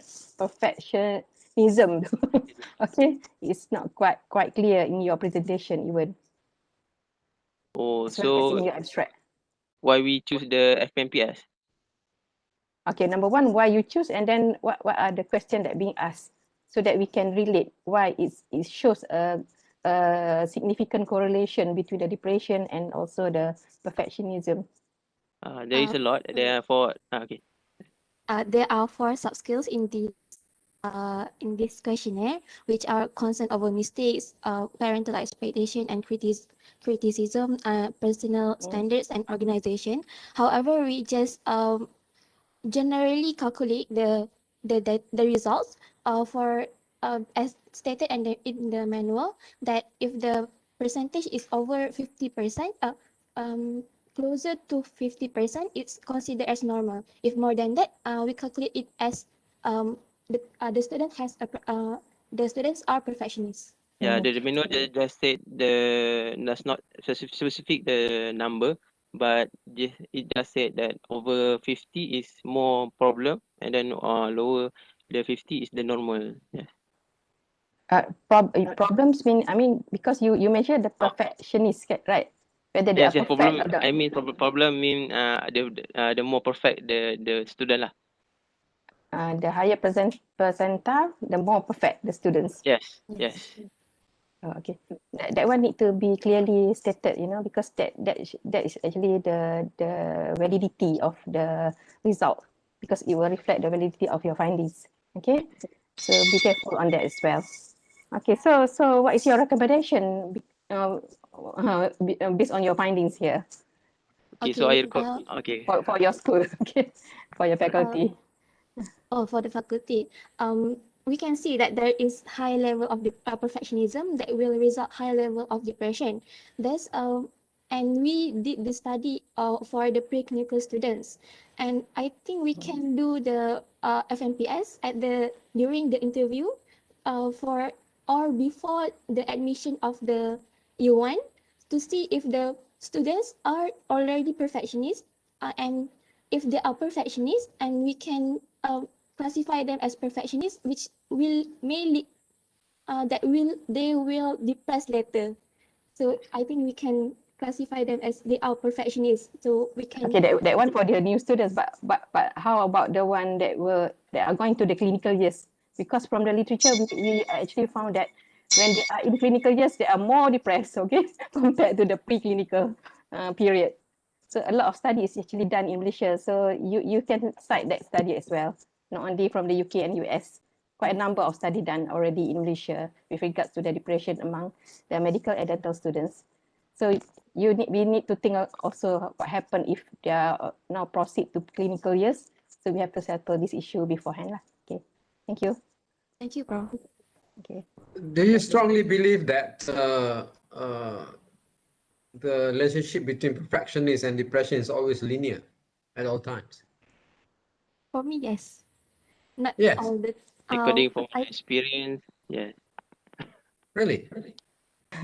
Can you quote any evidence to show that, or is there any evidence otherwise? There's I think perfectionism is not all the time. Maybe it's not all the problem, but sometimes it depends on how you handle it. How you handle you rank yourself and how you manage. If you set yourself high, but you know how to negotiate and to achieve it, I don't think that's an issue. Oh, For yeah. this population of study that we did, there's the result which we can see. Oh, okay. All right. Dr. Lui, you have any questions? Sorry, I think the time has finished. But maybe we recommend for Dr. Andre and the supervisor to do the research after COVID to see whether, this confounding factor was too heavily affecting the perfectionists. Yeah. Yeah. Thank you. Thank you, Doctor. I saw your discussion that Egypt is quite high compared to the other area, even though you say it's comparable. Why is that so? Egypt is 65%. The other country that you see is only 40 on depression. I think for me, I think it's because of the culture and the Culture, what do you think? Egyptian but it's not more sensitive with depression. in my Yeah. I think the political situation there and there, the population there actually is huge. It's 100 million. 100 million Nigeria. No. Also, political Okay. situation has an impact and all clashing between their parties. Yeah. Okay. Thank you, Nazhan and Anis. Thank you very much. Thank you so much, Doctor. Okay. Thank you, judges and presenters. Before we move on to the next presentation, we would like to present the e-certificate for the presenters to thank you for your participation in the symposium.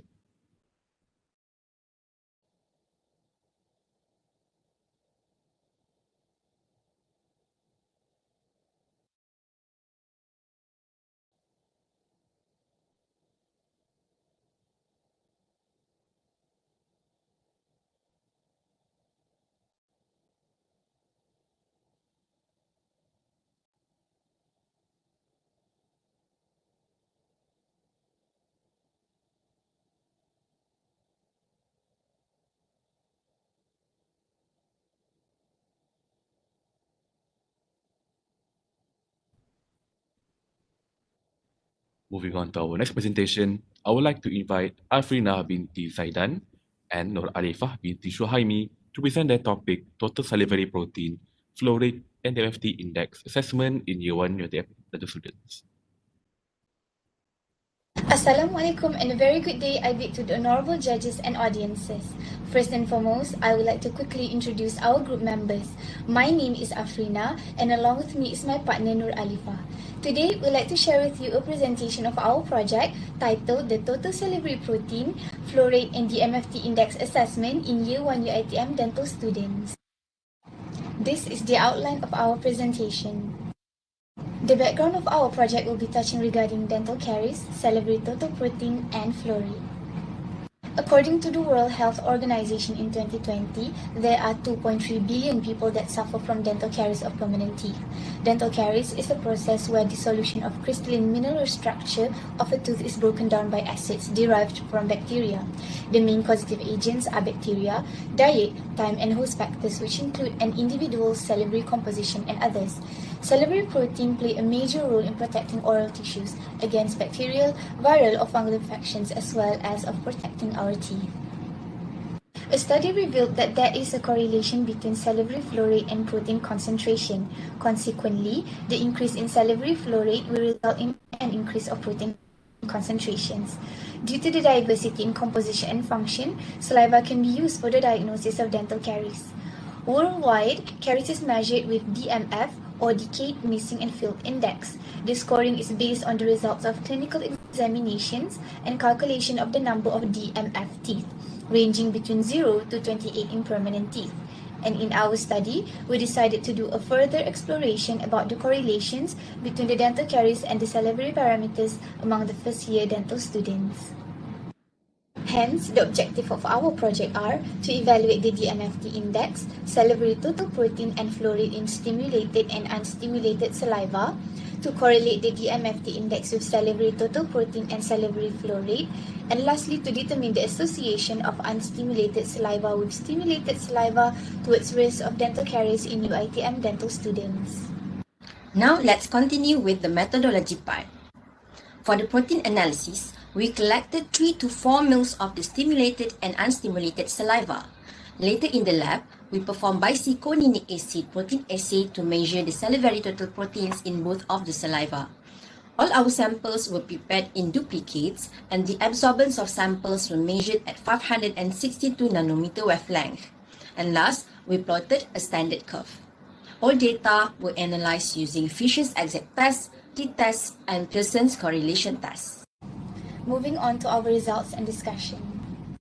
The study subjects consisted of 57 subjects, where 25% of them are male and 75% are female. Subjects were divided into 4 groups of DMFT, which are Group A with DMFT 0, Group B DMFT 1 to 3, Group C DMFT 4 to 10, and Group D DMFT more than 10. Majority of the subjects are demonstrating the DMFT category in Group B with 40.6% and C 36.9% as shown in Figure 1. The subject were also divided into 2 groups of normal and high protein concentration level in Figure 2, where 89.47 and 98.25% of subjects showed normal concentration in unstimulated and stimulated saliva respectively. For flow rate, the subjects are divided into three groups of very low, low and normal flow rate as shown in figure 3, where 70.18% and 78.95% showed normal salivary flow rate in unstimulated and stimulated saliva respectively. Answering objective 2, Table 1 shows the correlation between the MFT and the salivary parameters evaluated using the Pearson's correlation test, where most p-values showed insignificant values. Hence, it cannot be concluded that a significant difference existed between the parameters among the subjects, except for the correlation between protein concentration and flow rate in unstimulated saliva, showing significant negative correlation between the variable with p-values of 0.017 and correlation coefficient of negative 0.314. Answering our last objective, the association between the MFT groups and salivary total protein in both types of saliva were evaluated with Fisher's exact test, as shown in Table 2 and 3, where both tests showed insignificant p-values. Thus, there is no significant association shown between the variables among the first year.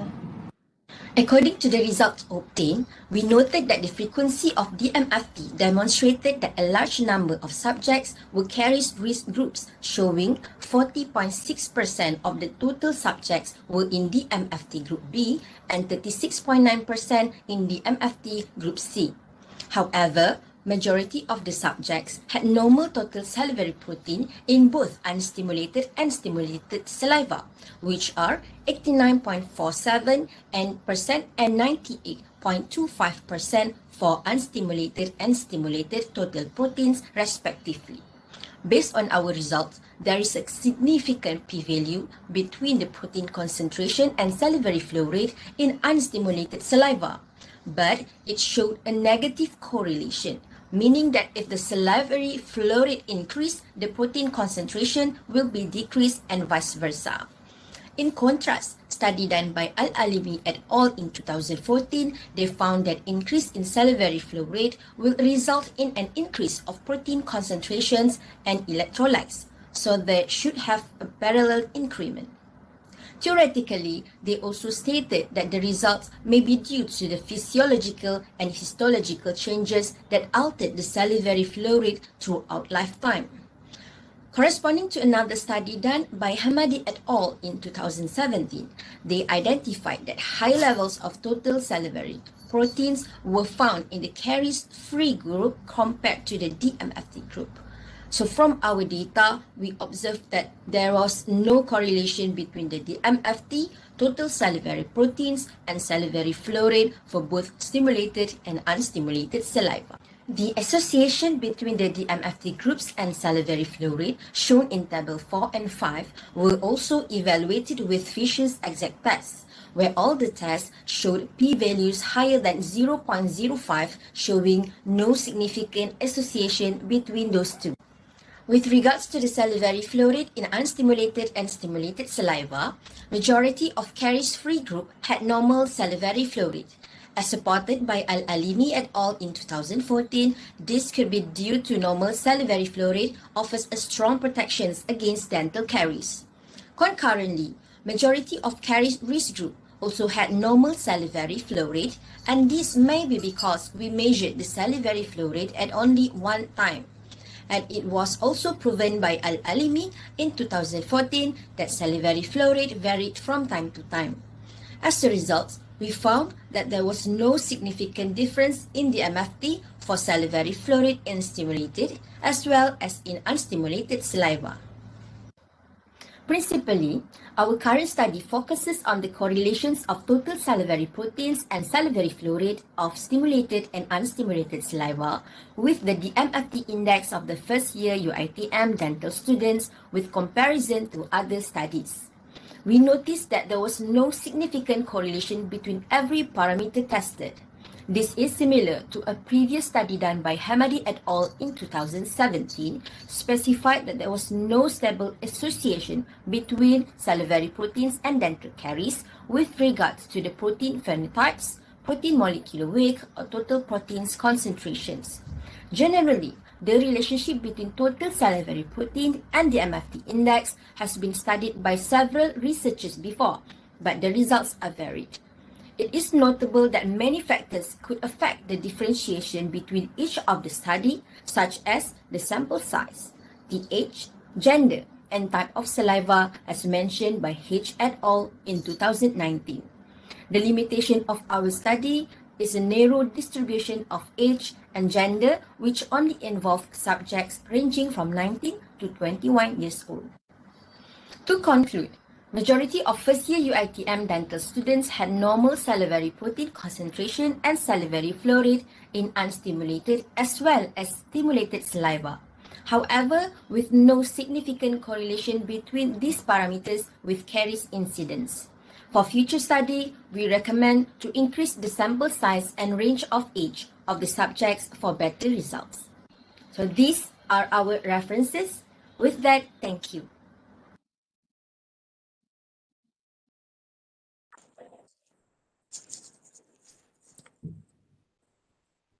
Thank you for that wonderful presentation. Now, we would like to invite the judges for the Q&A session.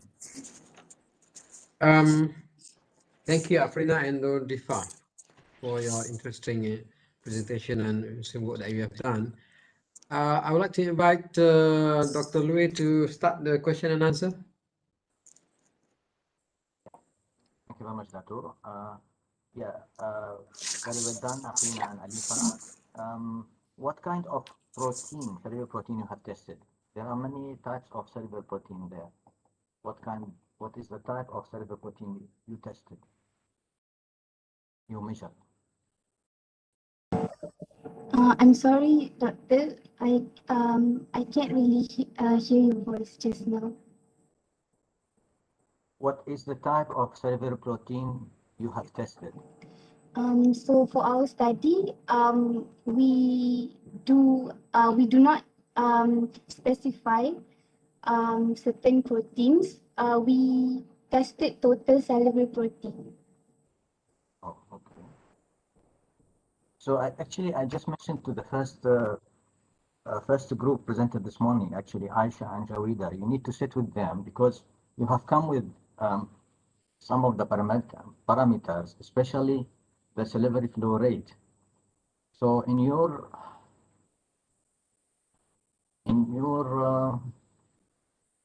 research, actually, you have found that students have normal salivary flow rate and there is no significant correlation in caries incidence. But actually, they have said in their study, student with cerebral flow rate, with reduced cerebral flow rate, more likely to present caries. So actually, it's contradicting. Especially, actually, you are using the same participant. You are using the same subjects. You use year one. You can. You need to sit with them and see, and especially, actually, it's done by the same supervisor. Yeah. You need to sit with Jawida and Aisha and see what's the problem. No? Why it's your parameter is contradicting them. Yeah. Okay, thank you, Dato. Okay, thank you, Dr. Louis. What are the other variables that influence salivary flow rate besides that you have mentioned in your studies? Do you think there's any other factors?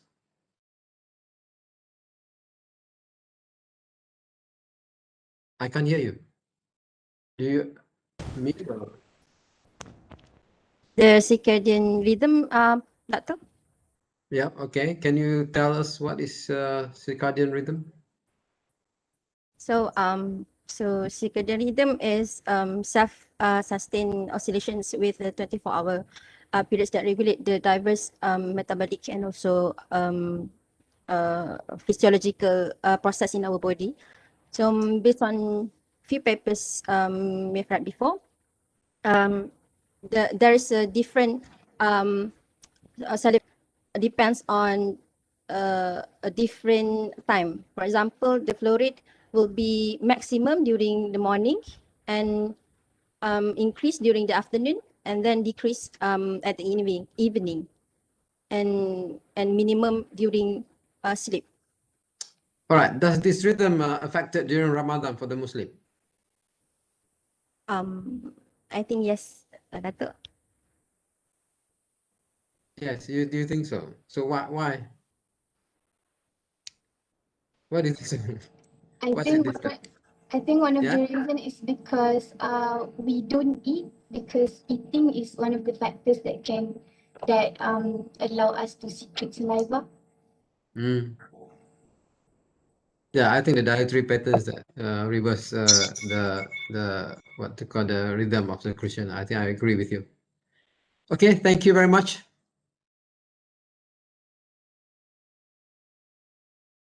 Yeah, thank you, Afrina. Nodifa, back to our MC. Okay, thank you, Professor. Sorry, Prof. Dr. Mastura. Sorry, I missed. Do you have any Sure. questions? Professor Dr. Mastura?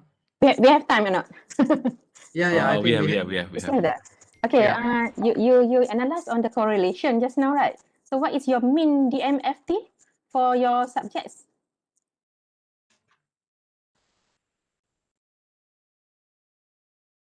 The mean DMFT for your subject, because you analyze on the correlation. So I assume you have the mean for the carries.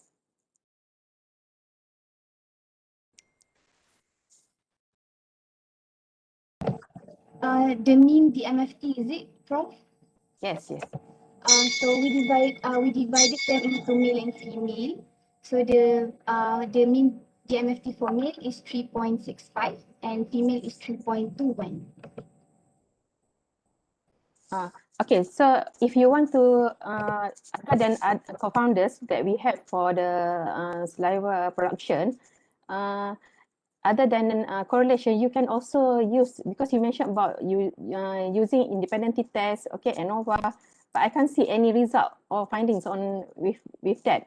You can compare the mean, the MFT for the total between the salivary flow, whether they have very low or high or normal, or normal. Maybe you can find some significant findings when you compare the mean DMFT between the three groups or between the two groups. Okay, so utilize your result. You know, you have the mean, but you did not utilize your result appropriately lah for me. Okay, so you can analyze further for that one. Okay, thank you. Okay, thank you. Thank you, judges and presenters. Before we move on to our last presentation for this morning session, I would like to present the certificate for the presenters. Thank you for your participation in the symposium.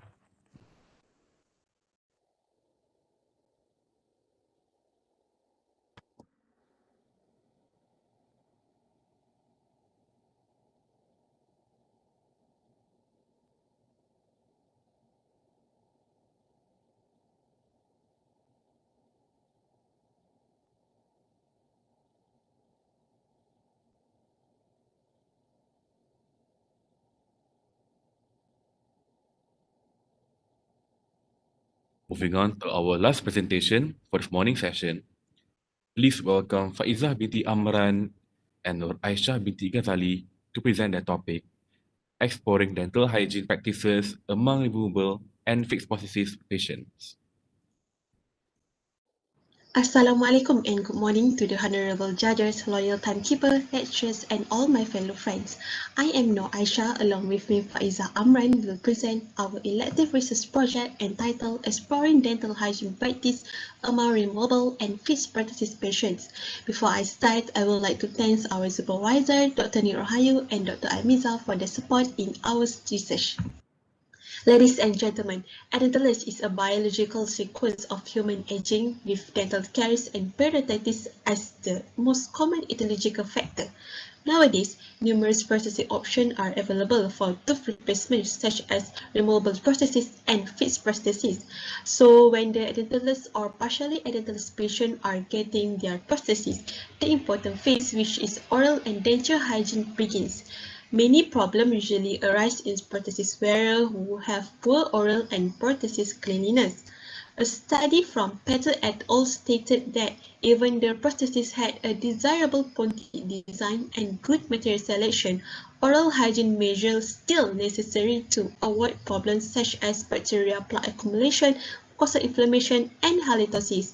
Patients are usually instructed on dental hygiene practice during insertion of the denture and maintenance appointments. It shows that cleansing and disinfection of prostheses are needed for the maintenance of oral health and treatment success. Now that we are familiar with the background of the study, we can move on to the objective. Our objective is to assess patient awareness and knowledge regarding their dental hygiene practice. We also want to determine their dental hygiene practice on the prosthesis. Moreover, the difference in dental hygiene awareness, knowledge, and practice may be related to a number of factors such as education, gender, and age. For methodology, firstly, we randomly select patients that had undergone treatment of removable and fixed prostheses prescribed by undergraduate UiTM dental students and private clinics. For the sample size, the calculation was performed using EpiInfo version 5.4.2 and we get 130 subjects with consideration of 5% dropout. And then it was then divided into two groups, which were removable and fixed prostheses. After obtaining the ethical approval from the Research and Ethics Committee UiTM, we proceed with extraction of patient information from Integrated Dental Record Management System items, and then we distribute the survey to all the subjects. Subjects were personally approached over the phone via WhatsApp or phone calls, and they were needed to answer the survey through a Google form. After the data collection complete, the data was analyzed using statistical analysis and SPSS 26 version software. So I will proceed with the results. The response rate of the present study was 65%, which is 85 subjects out of 130. And then table 1 shows the demographic information of the subjects. We can see that females were in greater proportion compared to males. And then out of 85 subjects, 80 of them had their prostheses made in UiTM Dental Center and 5 of them were made in private clinic. For the type of prostheses, 48 of the subjects were removable prostheses and 37 of them were fixed prostheses. Table 2 shows the awareness and knowledge for dental hygiene with respect to gender. We can see that more than half of the participants agreed their dentist advised them to book for recall visits. And then, greater number of males and females reported never experienced bad breath while using their prostheses. The bad breath experience of the subjects did show a significant difference where females respondents had a higher percentage of never experienced halitosis compared to males. And then, majority of the subjects also reported that they know unhygienic prostheses can be a source of infection. Table 3 shows the dental hygiene practice among removable prosthesis patients. We can see that majority of the subjects prefer to clean their prosthesis by brushing and soaking. And then for the frequency of prosthesis cleaning per day, mostly clean their prosthesis twice a day, followed by once a day. And then 79.2% of the subjects do not wear their prosthesis overnight. However, 20.8% of them still wear their prosthesis to bed. Figure 1 also shows the dental hygiene practice of removable prosthesis patients. We can see that majority of male and female immerse their prosthesis in plain water after removing them from the oral cavity. Table 5 shows dental hygiene practices in fixed prosthesis wearers. We can see majority of them clean underneath their prosthesis and mostly use special dental aids to clean underneath their prosthesis. Figure 2 shows the type of special aids used in fixed prosthesis. Majority of the females choose floss, while males choose super floss and interdental brush to clean underneath their prosthesis. We will continue the discussion of the research according to each domain. First and foremost is the patient awareness and knowledge regarding their dental hygiene. We all know that prosthesis hygiene education is the utmost important part of therapy and essential for the maintenance of oral health.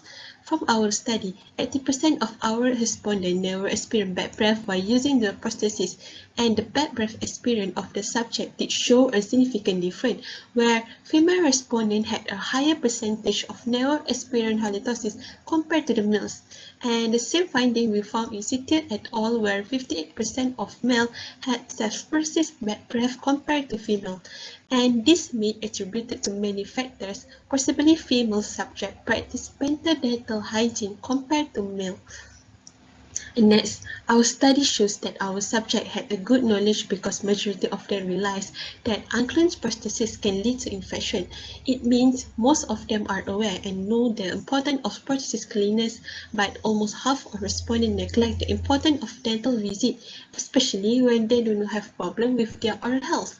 It is contrary to a study by Shankar et al., where mostly the patient visit the dentist 6 months and 1 year after the treatment. Our respondents should know that regular dental visit will allow dentists to monitor patient oral health. In removal prosthesis wearer practice, it shows that the respondent had a better practice in taking care of their denture hygiene. It is because they prefer combination technique of brushing and soaking when clean their denture. Although the previous study by Chakan and Martini et al. Reported that the method of choice to cleanse prosthesis was brushing, and care of prosthesis and the mucosal tissues of edentulous mouth important for oral health. Next, the frequency of denture cleaning was significantly higher in females than males. This may be because women value cleanliness and hygiene more than men. It is similar in study by Chaudhary et al., where female patients had higher rates of good and fair hygiene than males. Most important is habitual practice of cleaning and frequency may attribute to the longevity of the prosthesis. And although a majority of our respondents remove their denture overnight, but there is still 20.8% of our subjects wore them. It is because they prefer to wear them while sleeping on their own. But this situation is better than those reported by Baran and Nalkaki et al. In 2009, which stated that 55.2% of the subjects still sleep with their denture. Now, let's look at dental hygiene practice on fit prosthesis patients. From the result, we can conclude that our patients have a better practice of their dental hygiene comparing to other studies. It is because almost 89.2% of our patients use special aids to clean underneath their prosthesis, and the most common use is floss and interdental brush. It is different from study by Al-Kaba and Bashi et al., where 94% of the patients did not use any form of interdental aids to clean their fixed prosthesis because they thought it is not important, and some of them also claimed that they were not informed by the dentist and did not know how to use them. To express our view, patients with fixed prosthesis require a regular, lifelong professional maintenance providing repeated oral hygiene intervention and instruction regarding proper oral hygiene.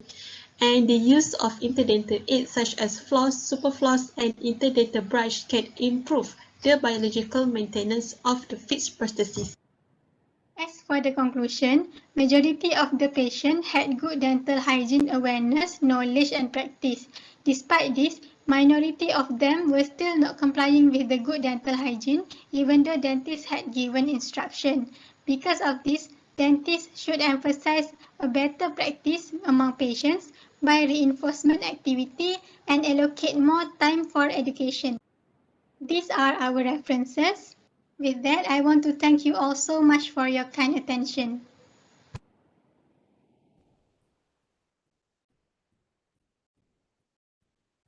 Thank you for that wonderful presentation. Now, I would like to invite the judges for the Q&A session. Thank you, Faizal and Aisha, for your interesting work and presentation. I'd like to invite Professor Dr. Mastura to start off with our Q&A. Prof. Professor. Sorry, Datuk. Just now I missed the video because connection problem with my. I see. Okay. Can somebody proceed first? Dr. Lui, can you start off? Sure, Dato. Thank you very much. Congratulations. Can you speak louder, Dr. Lui, because we can't hear your voice. Oh, okay. Just one moment. Okay, congratulations, Aisha and Faiza. Very well done. But did you consider the medical condition, not the quality of life, the lifestyle, and whether it's complete denture or partial denture, all these things? How many units the fixed prosthesis? Is it only crown or long bridge, short bridge? What kind of material used in the prosthesis? Did you use this parameter in your probably you use questionnaire, isn't it? In your questionnaire, can. So what's your answer, Faiza? Mm-hmm. Aisha? Yes. Okay, thank you for the question.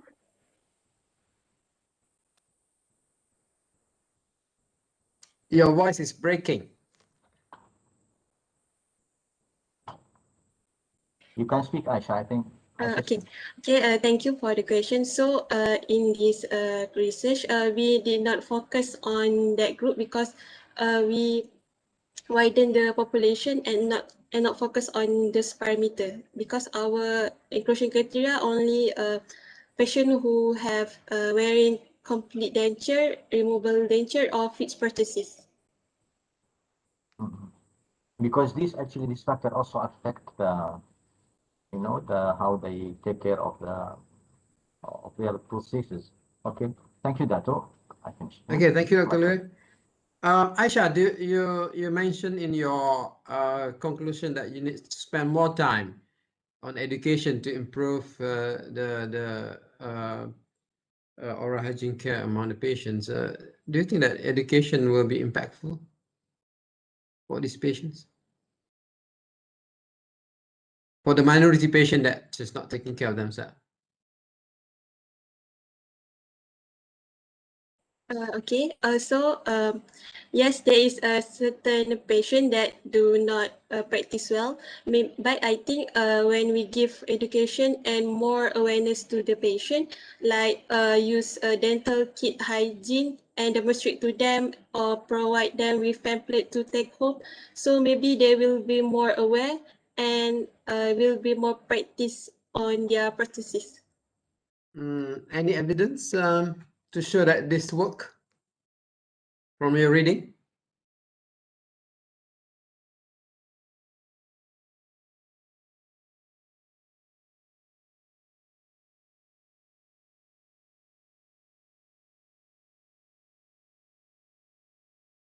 Aisha, we can't hear you.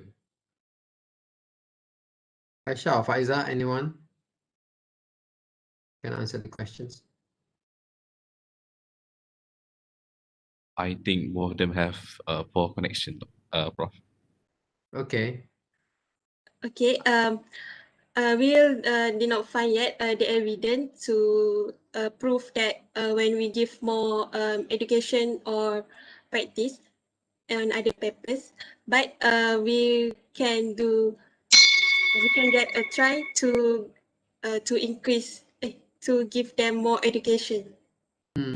Why do you think your samples got doing better than the rest in your when you compare in your discussion? In terms of oral hygiene awareness. Because I think nowadays patient have more access to information like online platforms, so they can get more information and rather than previous studies.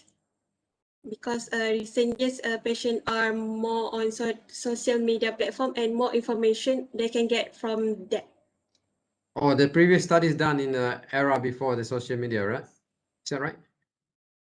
Yes, like 5 years ago. And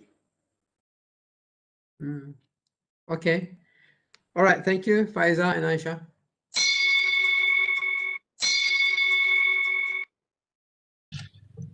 Thank you, judges and presenters. Before we end today's morning session, I would like to present the e-certificate for the presenters. Thank you for your participation in the symposium.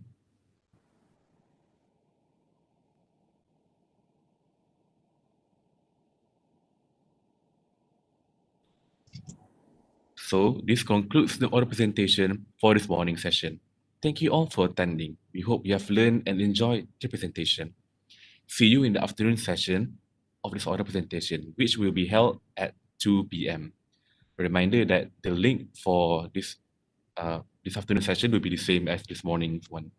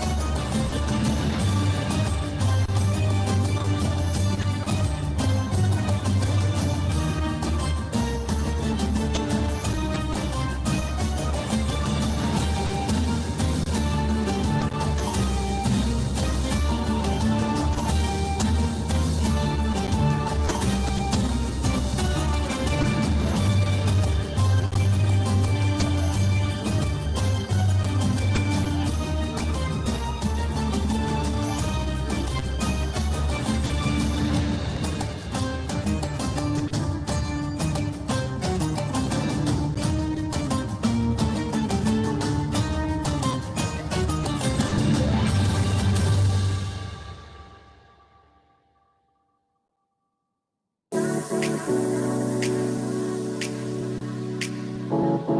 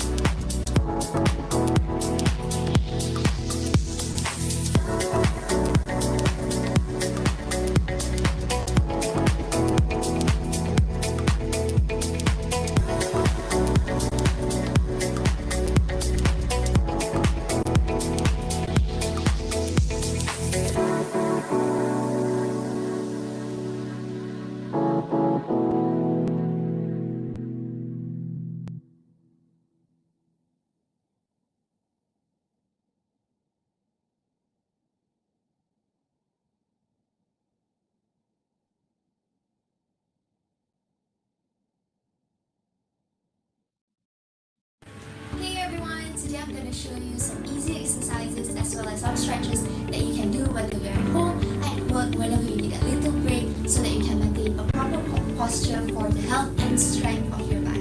Let's get started. The first thing that you want to keep in mind is your posture when you're sitting down, especially at your desk. You don't want to slouch, but instead you want to be upright. You gotta keep your chest up, your head up, your back straight, and your shoulders up. Also, remember to take a little break every hour or so whenever you're working or whenever you're gaming. Now, for some exercises that you can do, you gotta keep your back straight and you can roll your shoulders backwards for a set of 10, and you can also roll your shoulders forward for a set of 10. So 10 forward and also 10 backwards.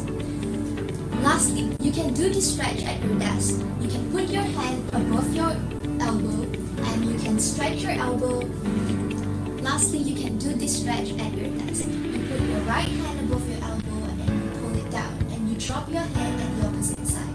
You want to hold at this position for about 10 to 15 seconds. This will be able to stretch out your trapezius muscles and help you to relax your back as well as your neck. These are little stretches that you can do right at your desk. Remember, posture is really important, so keep your back straight, your chin up, and your shoulders square. Next, I'm going to show you some tips and eye exercises that will help eye strain due to computer vision syndrome. Let's take a look.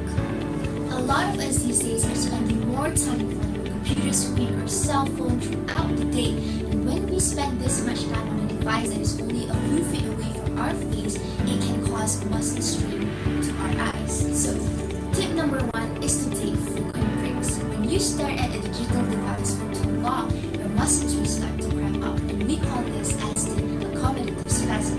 To help relieve this, follow the 20-20-20 rule, which means that for every 20 minutes you spend in front of a device, take about 20 seconds rest and looking at 20 feet away in the distance, just so that you can give your eye muscles a bit of a rest. Adjusting your environment can also reduce the risk of developing computer vision syndrome. What you can do is adjust your screen position. And lastly, you can use your eyes to a different direction and hold it for at least 5 seconds. You can start by looking outward and hold it for 5 seconds, and you can repeat it at a different direction. Whether you can put downwards, repeat for 5 seconds, and looking sideways. Hope these tips and exercises are helpful for you to practice anytime and anywhere. Enjoy the rest of the event and stay safe!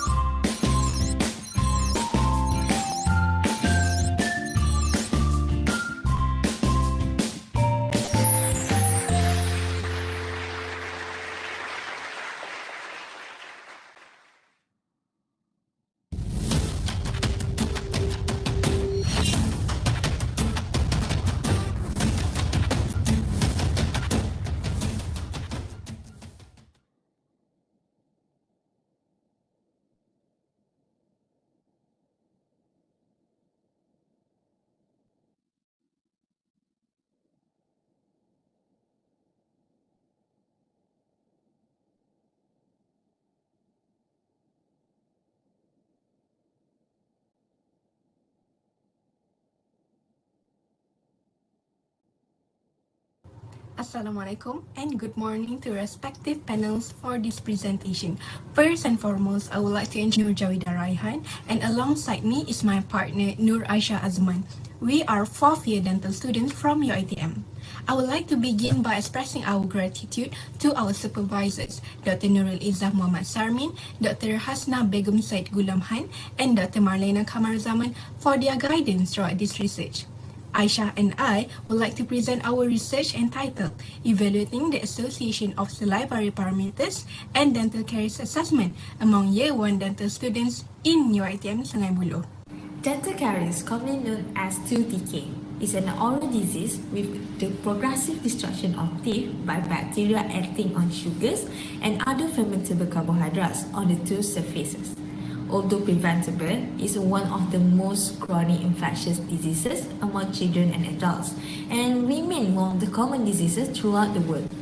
It is affected due to host factor, diet, time, and presence of microorganisms. In this research, we study the association between salivary parameters and the decay missing filled teeth, the MFT index, to conduct a caries prevalence. Saliva is a fluid that surrounds the oral tissue and is derived from the major and minor salivary glands. The human saliva is involved in diluting, clearing, neutralizing, and buffering acids on the tooth surface. The DMFT index is a standard method to evaluate dental caries as it is simple, clear, and objective in addition to high validity, reliability, acceptable, sensitivity, and specificity, which are the crucial terms that will help dentists to understand how oral disease data is measured and presented. Last but not least, the caries risk assessment is an evidence-based approach for preventing, reversing, and, when necessary, repairing early damage to teeth tissue. Caries risk assessment still has a great potential to increase patient care and allow for a minimal invasive care plan. From this assessment, we can determine of the appropriate intervention and strategies for our patient. The aim of this study was to analyze the association of volume, flow rate, and pH in unstimulated saliva and stimulated saliva towards the risk of dental caries in first year UiTM dental students. Now, I will move on to the methodology.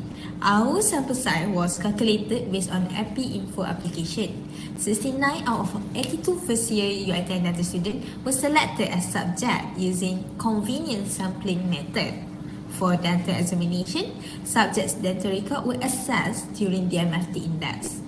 The data were collected in UiTM Integrated Dental Record Management that we call IDEM. Our next methodology is the collection of saliva sample. Prior to saliva collection, we instructed the subjects with proper guidance on how to perform saliva collection. The salivary parameters measured were volume, flow rate, and pH. All procedures were done following the protocol provided by the manufacturer of the saliva test kit, which is a GC Asia Dental. During the collection of unstimulated saliva, the subject was required to sit quietly with the head bent down to allow the saliva to pool on the floor of the mouth.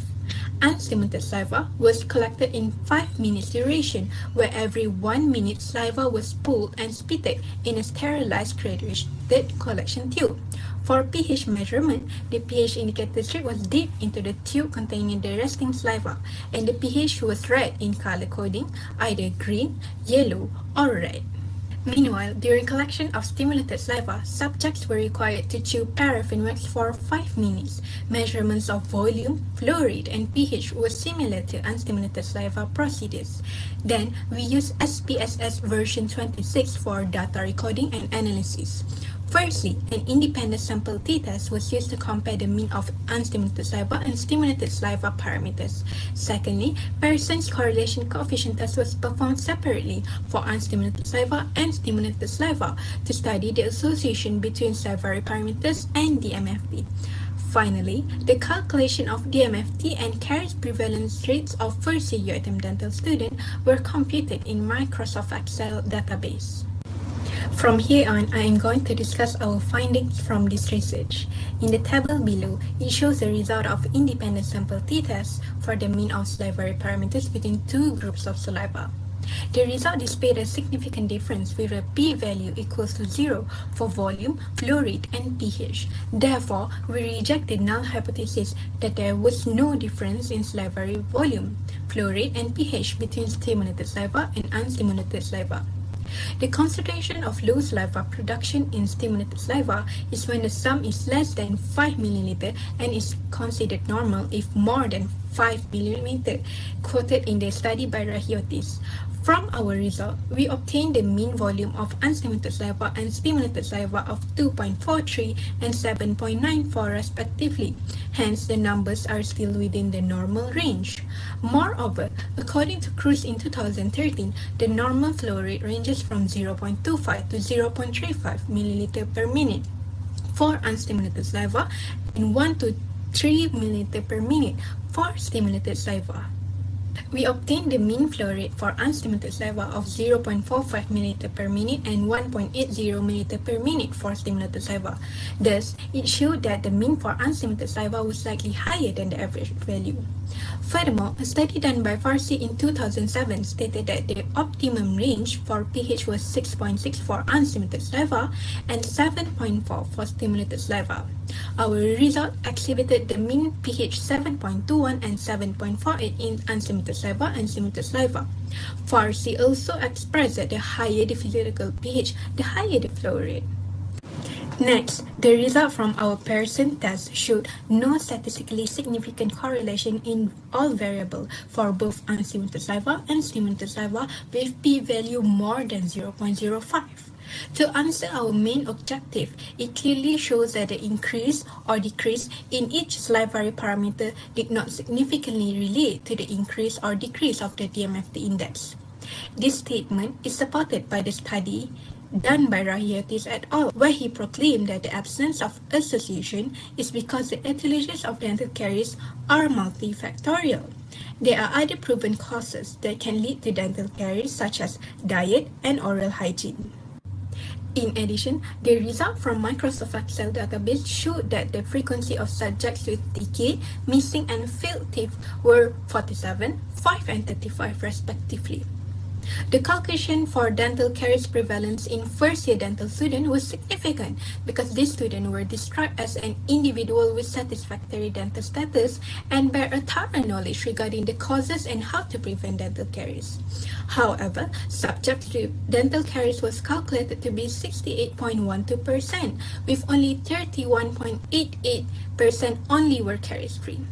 Our finding is almost similar to a study done on undergraduate dental students in Holy Karbala era, with 69.9% of their total samples were found to have dental caries, while the remaining 30.1% were caries-free. An important take-home note is that information alone is not sufficient unless these students embrace the knowledge they have and put an effort into it. From our findings, we recommend future researchers to involve subjects from different faculty. Secondly, involve final year dental students and compare the result with first year dental students. Thirdly, increase the sample size to increase the probability of successful outcome. Fourth, investigate other salivary parameters, for example, buffering capacity, and include plaque score count. Finally, use caries risk assessment CRA form to further study subjects' diet and oral hygiene. In conclusion, this study found no correlation between salivary flow rate, pH, and volume levels in first-year dental students with the MFT. In general, the salivary parameter did not influence the dental caries experience. Thus, the result of this study suggests that the level of this salivary parameter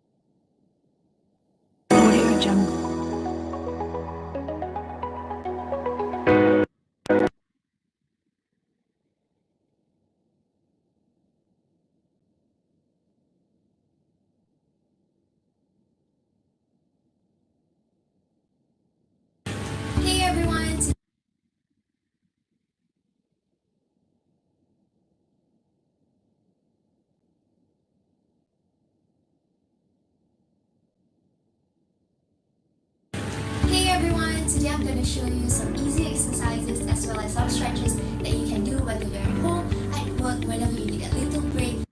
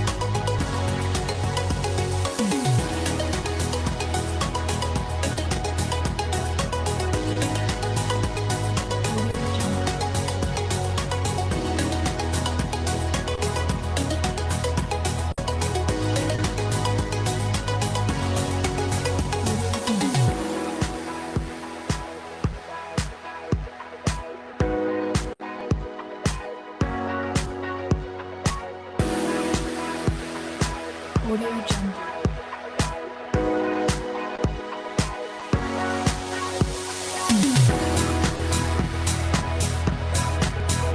Audio Jungle.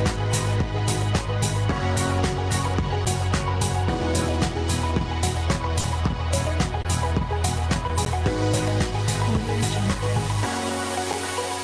Audio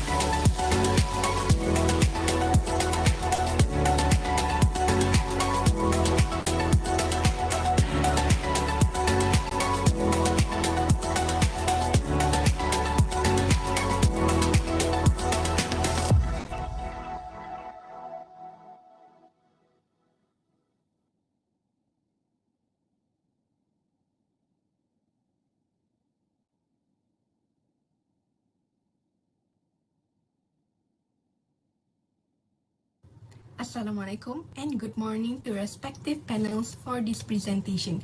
First and foremost,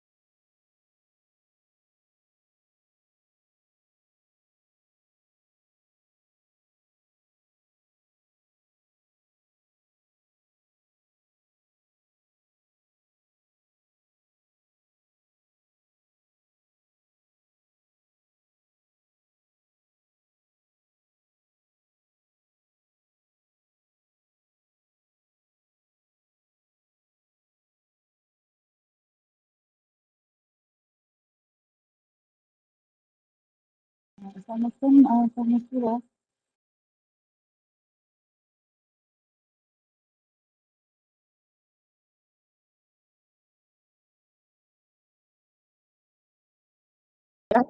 Hello? Hello. Yeah. Yeah, I can hear you. Yes. Uh,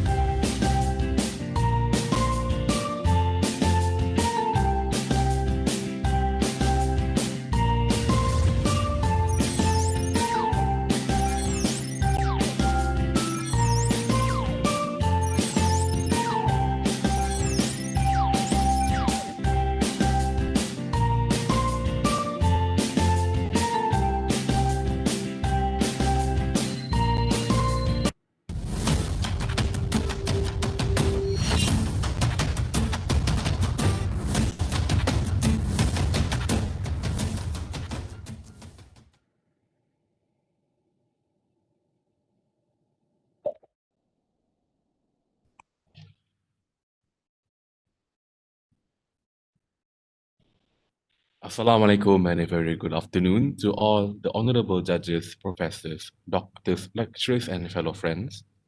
Welcome to the 11th UiTM Dental Students Scientific Symposium. Our theme this year is Dentistry Against All Odds, Revolutionizing Research and Practice. We would like to request all presenters and all symposium participants to fill in the attendance link on our website for the afternoon session. My name is Muhammad Amar, and I will be your moderator for today's oral presentation. And with me is my wise timekeeper, Aini Safira. Before we begin, please allow me to lay down a few house rules for today's session. Firstly, all presenters must be ready at least 10 minutes prior to your allocated presentation time. All presenters are required to use the provided virtual background in our website for the Q&A session. The pre-recorded video presentation will be played by the committee for 10 minutes and subsequently followed by a 5-minute live Q&A session by the judges. For the presenters, please ensure your camera and microphone is turned on only during the Q&A. The first bell will ring at 4 minutes of the Q&A session and another bell will ring at the end of the Q&A session. After the session ends, the moderator will queue to the next presenter. In case of any technical difficulties during the video presentation or the Q&A session, the other presenters must be on standby, should the allocated time be brought forward or earlier. Without any further delay, let's start our first recorded oral presentation for this afternoon session with inviting Nur Fazlina Amirah binti Rozilan and Nur Atinah binti Yusri with their topic, confidence level of students in performing root canal treatment and its correlation with encountered errors. Hi, Assalamualaikum. I bid to our honorable judges, lecturers and friends. I am Atina. Along with me, Fazlina Amira will be presenting our elective research project entitled Confidence Level of Students in Performing Root Canal Treatment and its Correlation with Encountered Errors. According to European Society of Endodontology, endodontic treatment encompasses procedures to maintain the health of all or part of the dental pulp, and one of it is root canal treatment. The diagram on the lower right side summarizes the important steps in root canal treatment. Generally, in root canal treatment, the damaged pulp is removed, cleaned, and disinfected, and then it is filled three-dimensionally. Rowland et al. 2007 stated that root canal treatment is considered one of the most technically difficult and stressful disciplines within the field of dentistry. Owen and Keller 2018 mentioned that one of the most important factors that influences productivity is confidence. There is no study done yet in Malaysia that assesses the confidence level of students performing root canal treatment. Hence, we believe it is necessary for us to conduct a research in our faculty to assess the students' confidence level because there is a need to understand the operators' confidence level before they treat their patient to improve themselves as well as refining the curricula. Our study aims to collect data regarding the undergraduate final year dental students' self-confidence in performing root canal treatment. The second objective is to investigate the correlation between the confidence level and problems encountered during their treatment. Moving on with the methodology, this cross-sectional study was conducted in Faculty of Dentistry UiTM. Ethical approval was obtained from the Research Ethics Committee UiTM Malaysia. Sample size was calculated using EpiInfo software. Pilot study was conducted with participation of 10 Year 4 dental students. The questionnaire was then distributed to 3 experts in endodontics to validate the content of the questionnaire. The overall value of content validity of individual items is 0.82, which indicates that the questionnaire is valid and has appropriate content. The online questionnaire was then distributed to the final year dental students. Data was collected and were analyzed using Microsoft Excel and SPSS version 27. Proceed with the result for Part A, which is the demographic data. Out of 76 students, 84% were female and 16% were male. The mean age of participants was 24.4 plus minus 0.81. This is our result for part B1, which is the confidence level regarding various endodontic procedures. I'm sorry that actually we have had accidentally put the wrong figure in our full report, and so this is the correct ones. Our result shows that rubber dam placement was the procedure that the students scored the highest, followed by injecting local anesthesia. And there is 1.3% reported the level of very little confidence in endodontic access cavity preparation and also in the management of inter-appointment flare-up. For part B2, which is the confidence level of endodontic treatment in different teeth, the students felt the most confident treating maxillary anterior teeth, whereas they were less confident in treating maxillary molars. For part B3, which is the confidence level in various endodontic indications, higher scores of self-confidence were in the management of necrotic pulp, followed by vital pulp treatment. For part C, experience in root canal treatment, our finding shows that their clinical experiences in anterior and posterior teeth were slightly lower when compared to their preclinical experiences. Greeting to all, I'm Nur Fazlina and I will proceed with the result of Part D. The most encountered error in clinics are canal blockage with scoring of 57.9% and underestimation of working length with 52.6%. Both mishaps have involved more than half of the students, while the least encountered error are tissue emphysema and treating the wrong tooth, both sharing 2.6% of prevalence. Next, for our second objective, the Pearson correlation coefficient is 0.13, indicating little or no correlation between confidence level of various endodontic procedures and encountered error. The p-value is more than 0.05, indicating no significant correlation between the two variables. Moving on with the discussion. For confidence level of various RCT procedures, rubber dam placement has scored as the highest. This is maybe due to adequate exposure of using rubber dams since their preclinical operative years. High confidence of this procedure was also found out in other studies. On the other hand, less confidence observed in two reports due to rubber dam unavailability. On the contrary, both the access cavity and management of inter-appointment flare-up are among the lowest confident. Access cavity is difficult to perform because it requires precision. The operator need to be familiar with the standard location of the pulp chamber. A study by David et al. Note that students have low confidence level when performing endodontic access cavity similar to our result. Management of inter-appointment flare-up, a complex and poorly understood condition. Three studies with equivalent findings stated that this is a result of student failure to communicate with the patient to manage this complication. The second part is confidence level in various types of teeth. We found that maxillary anterior teeth are the teeth that students most confident with.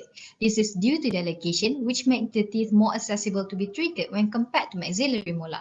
The treatment of upper incisor is relatively easy. Similar results were reported as stated. Conversely, students feel lowest confident treating the maxillary molar teeth, which consistent with other researchers. This is an anticipated outcome since molar endodontic treatment is difficult.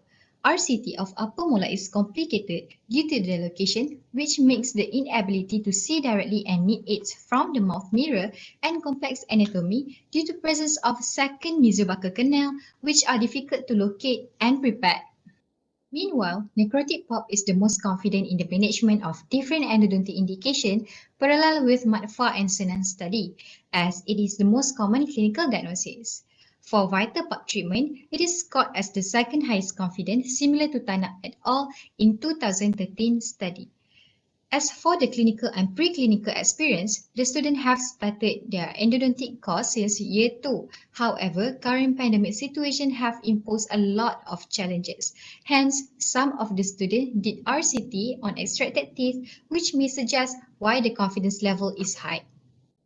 Meanwhile, students mostly encounter canal blockage in clinic. Canal blockage frequently occurs in canals prepared with step-back technique with anti-curvature and circumferential filing. Study by Matfa and Senar reported the same finding. For underestimation of working length, it is scored as the second highest mishap. Getting an optimal working length, plays the detrimental role in achieving good kernel cleaning, shaping, and obturation. Awuda et al. In his 2014 study revealed that students have higher confidence in measuring working length using the radiograph rather than using the apex locator due to limited devices. Finally, addressing our second objective, this study reveals that there is no significant correlation between confidence level in performing various root canals procedures and mishap encountered among final year dental students that coincide with Awuda et al. Finding. Tadab et al. Stated that errors are more likely to occur due to high confidence, but it enables them to take more risks during complicated cases.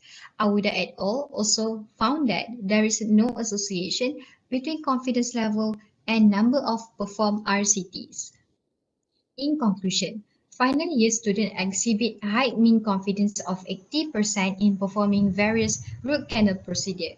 There was no correlation between confidence level and problem encountered during root canal treatment, as each case treated is unique and different from each other, where confidence level may also be affected by the experience of the operator. We recommend future study to compare the students' confidence level between different batches and to be conducted in different dental schools so that comparison and planning regarding future curriculum could be made. Our limitation is time constraint.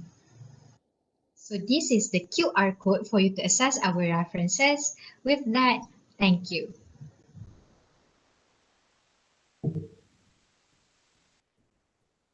Thank you for that wonderful presentation. Now we would like to invite the judges for the Q&A session.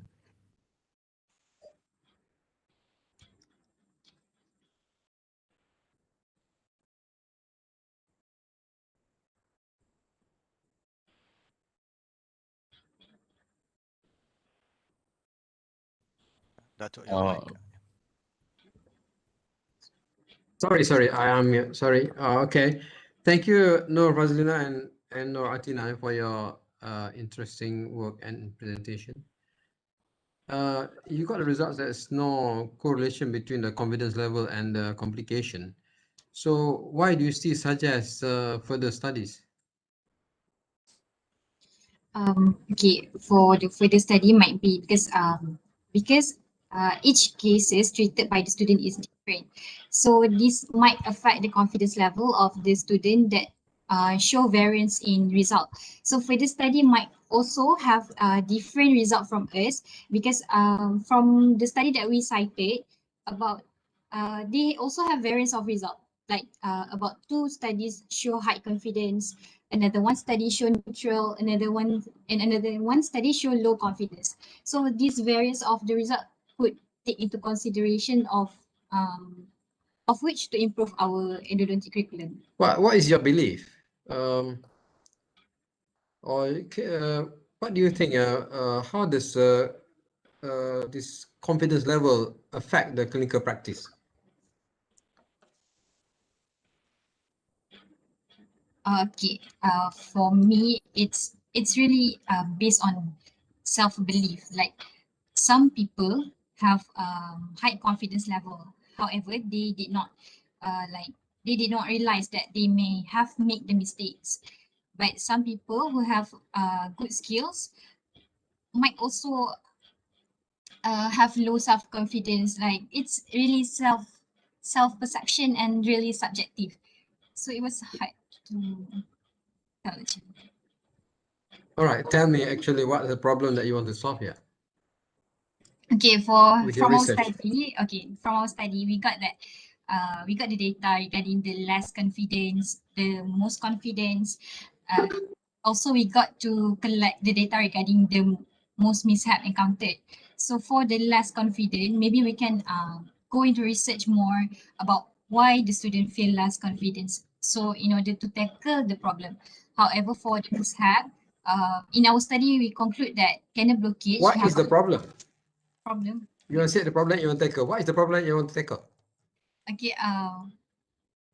can see for part B. Sorry, yes. What is the problem that you want to tackle? I just want to know. Assalamualaikum. Okay, maybe the problem that the most encountered mishap So we can improve for in our result, the cannon blockage and other estimation of working length are the procedures that the most accounted by the student. So maybe with our result we can improve. We further improve in the future students to do maybe to do copious irrigation and always do pattern C filing to overcome the blockage to reduce the mishap from happening in the future. Answering your question, sir? So you're talking now the high confidence level or the low confidence level? That cause mishap. I think it is because of the low confidence level that contribute to the accounted mishap from the You don't student. agree with the statement that you say by the other report, what's the name that you mentioned just now? You said that the confidence may expose this, or high confidence may expose further to the mishap because of overconfidence. And then the other, and he said, but he said they allow them to proceed with difficult cases. Do you agree with that? For me, I quite not agree because I don't want to expose the patient to things that we cannot control. Like if we are not confident to manage the situation, it's better for us to refer rather than expose the patient to danger that we cannot anticipate. Okay, you have one case of wrong tooth. Is it done by the high confidence or low confidence? You reported in your data, there's one case. Is it done by the high confidence or low confidence? Well, sorry, Prof, we didn't look into that. No, I think it's important to analyze that. Okay, thank you. Any more question from my fellow judges, Dr. Louis and Prof. Mastura? Yeah, actually, Oh, one question, or finish. What do you think, Dato? We stop or we okay, ask? just one question, probably, yeah. Yeah, okay, that's thank you. Actually, Amira, just one question. If you have 5 cases of root canal treatment, 4 of them are complicated.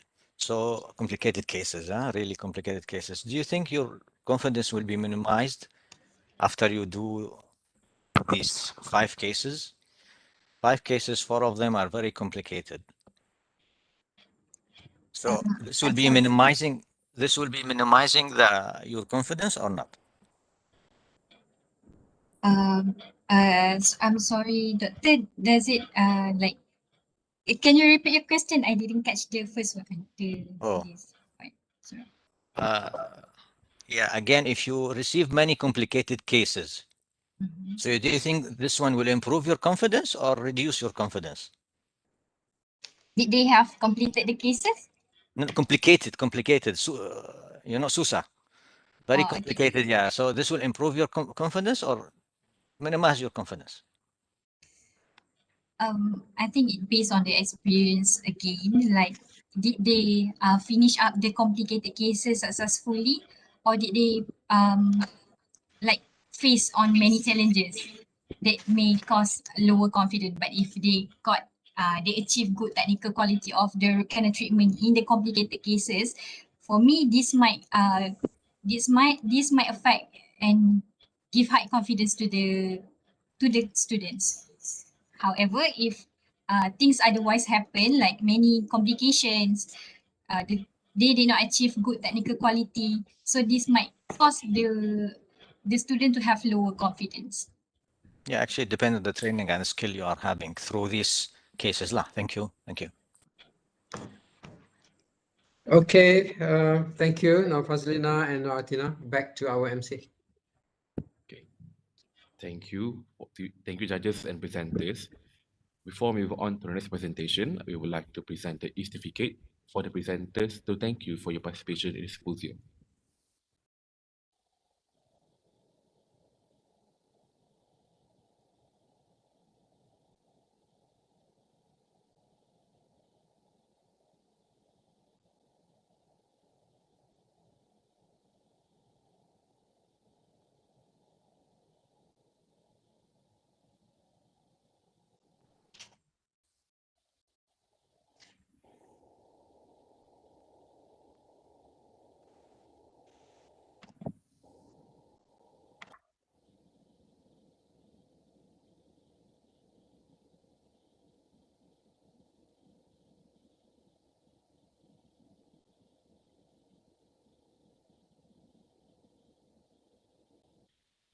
Moving on to our next presentation, please welcome Shraya SC from the Core Institute of Natural Sciences to present the topic Potential Health Benefits from the Husk of Cocoa Berry.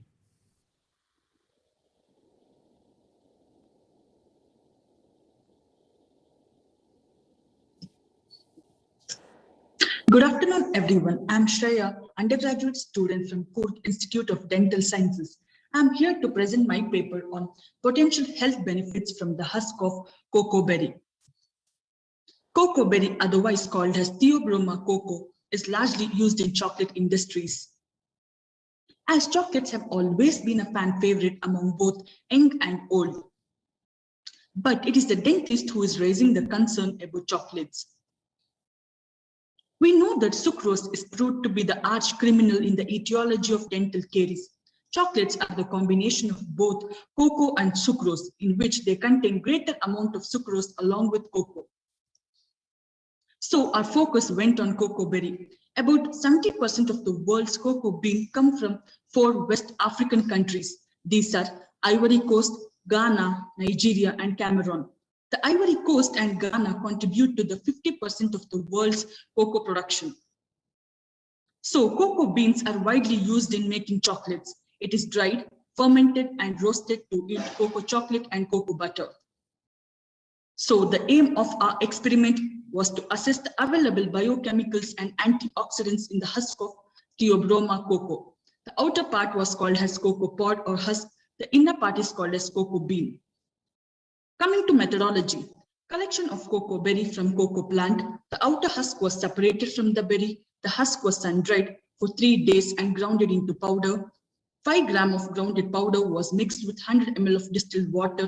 Then it was boiled for 15 minutes, following which the filtrate was extracted. Then this cocoa husk extract was used to perform 2 tests. First one, test for phytochemicals, and second one, test for antioxidants. First one, test for phytochemicals. Phytochemicals like alkaloids using xenontian reagent, phenolic compounds using ferric chloride, flavonoids using alkaline reagent, carbohydrates using Benedict's reagent, proteins using Biuret test, and terpenoids using Salwonki's test were tested. Second one, test for antioxidants. Antioxidant property of cocoa husk was evaluated by 2 assays.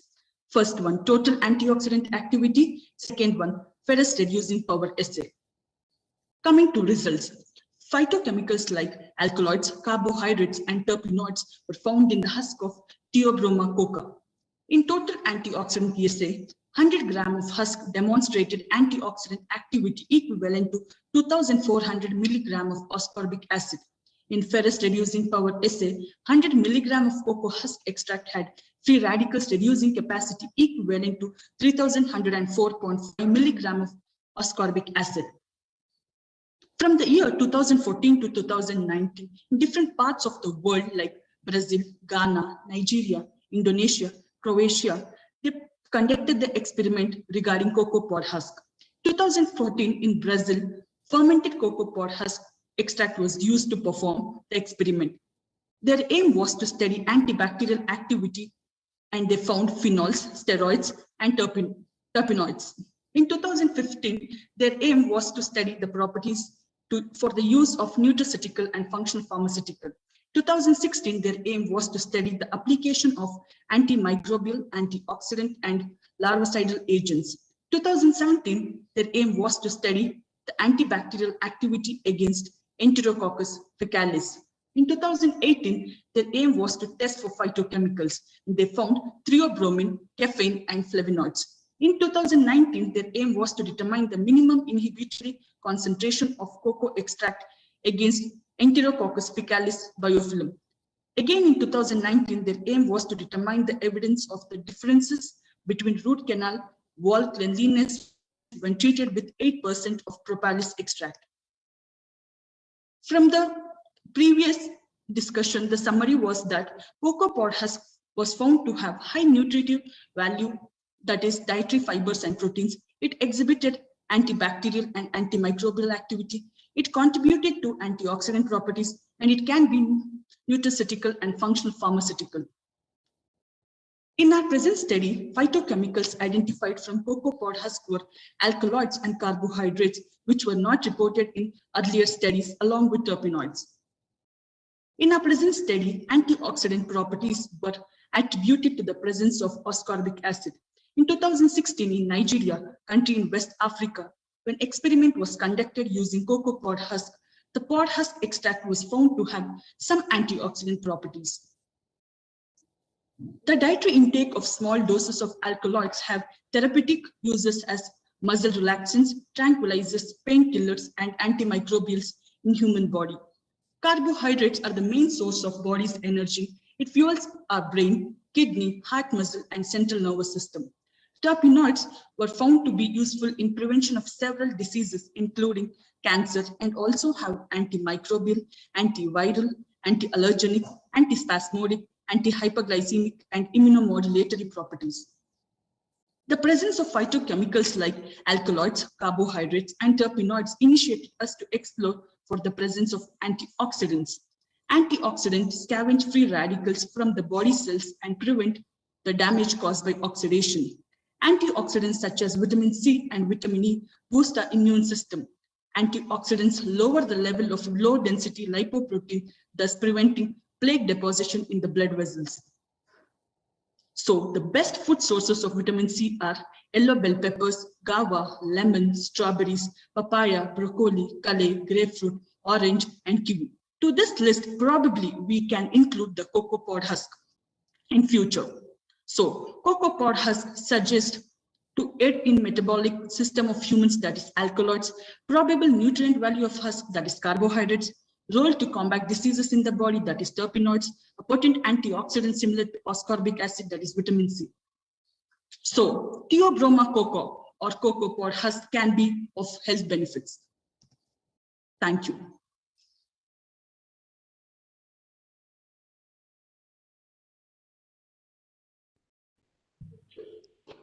Yeah, thank you, Dr. Shreya, for your nice presentation. Yeah, actually, she's around. Hello. Hello, yeah, Dr. Shreya. Yeah, thank you very much for your presentation. Yeah, very well done. I would like to mention in April 2020, actually, there is another research about the cocoa bean shell, a byproduct with nutritional properties and bifunctional potential actually by Belgian researchers, collaboration with Italy. So in 2020, in your discussion, you haven't mentioned it. Maybe you overlooked it. They have come actually with most of the what we call the result you have made. Only they have not found actually the vitamin C. They have found B1, B2, B6, vitamin D and E, but they didn't mention vitamin C, which is different. You have found it, isn't it? Yeah, okay. I just would like to mention this one for you. Maybe you can look at it, at this article. Yes, sir. It's by just one moment. It's by Rojo Pivoda. This was our initial research, like we just started the research just now, Yeah. like on a podcast. Yes, in April 2020. It's already in line in PubMed. Yeah. Okay, thank you. All right, Prof. We move to Dato. No, Prof. Okay. Thank you. Okay, sure. This is good to see a lot of health benefits from the cocoa husk. Okay, but what is your recommendation if we want to use it to apply in our field in dentistry? Like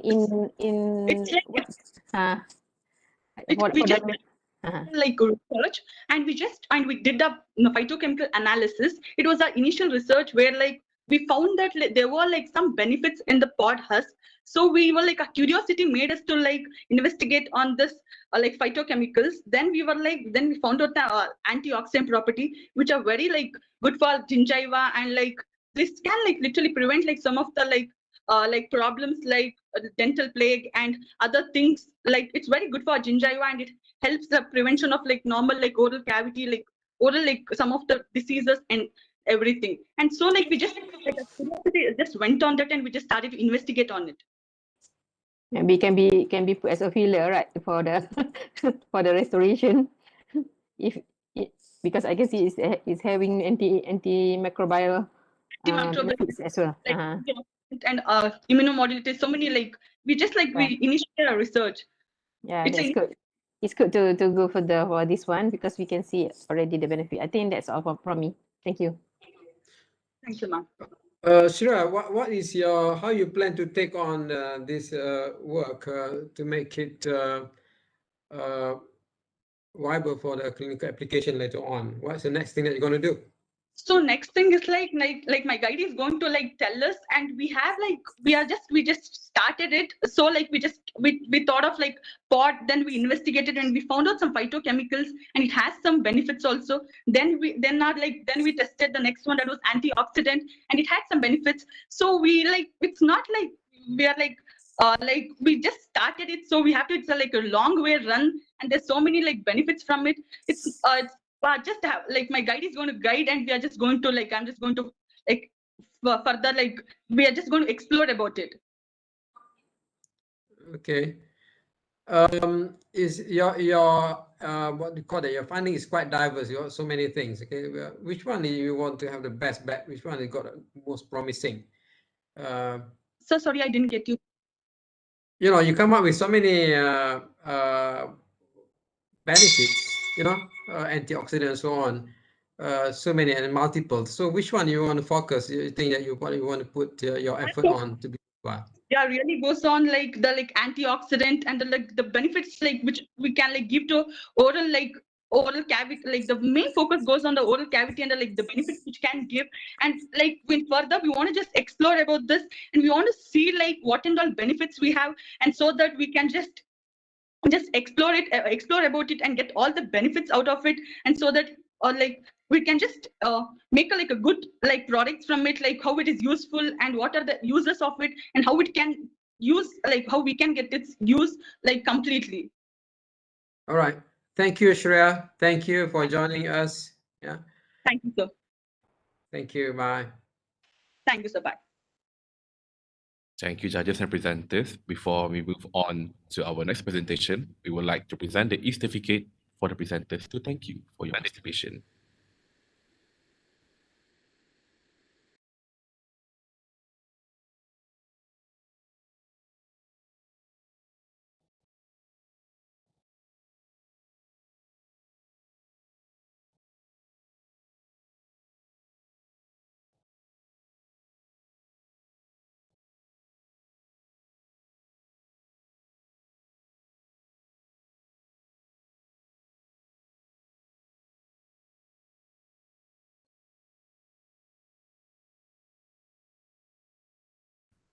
Moving on, we have our next presentation.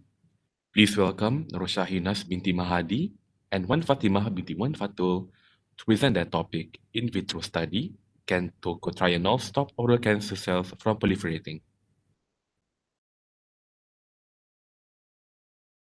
Assalamualaikum and a very good evening. My name is Nur Shahinas and together with me is my partner Wan Fatimah. We will be presenting on our research project entitled In Vitro Study, Can Tocotrienol Stop Oral Cancer Cells ORL48 from Proliferating?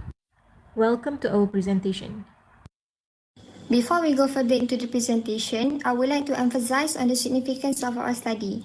As you can see from the database screening done on PubMed, Cochrane and ScienceDirect, it was found that there is not one study that is similar to our study that has been carried out.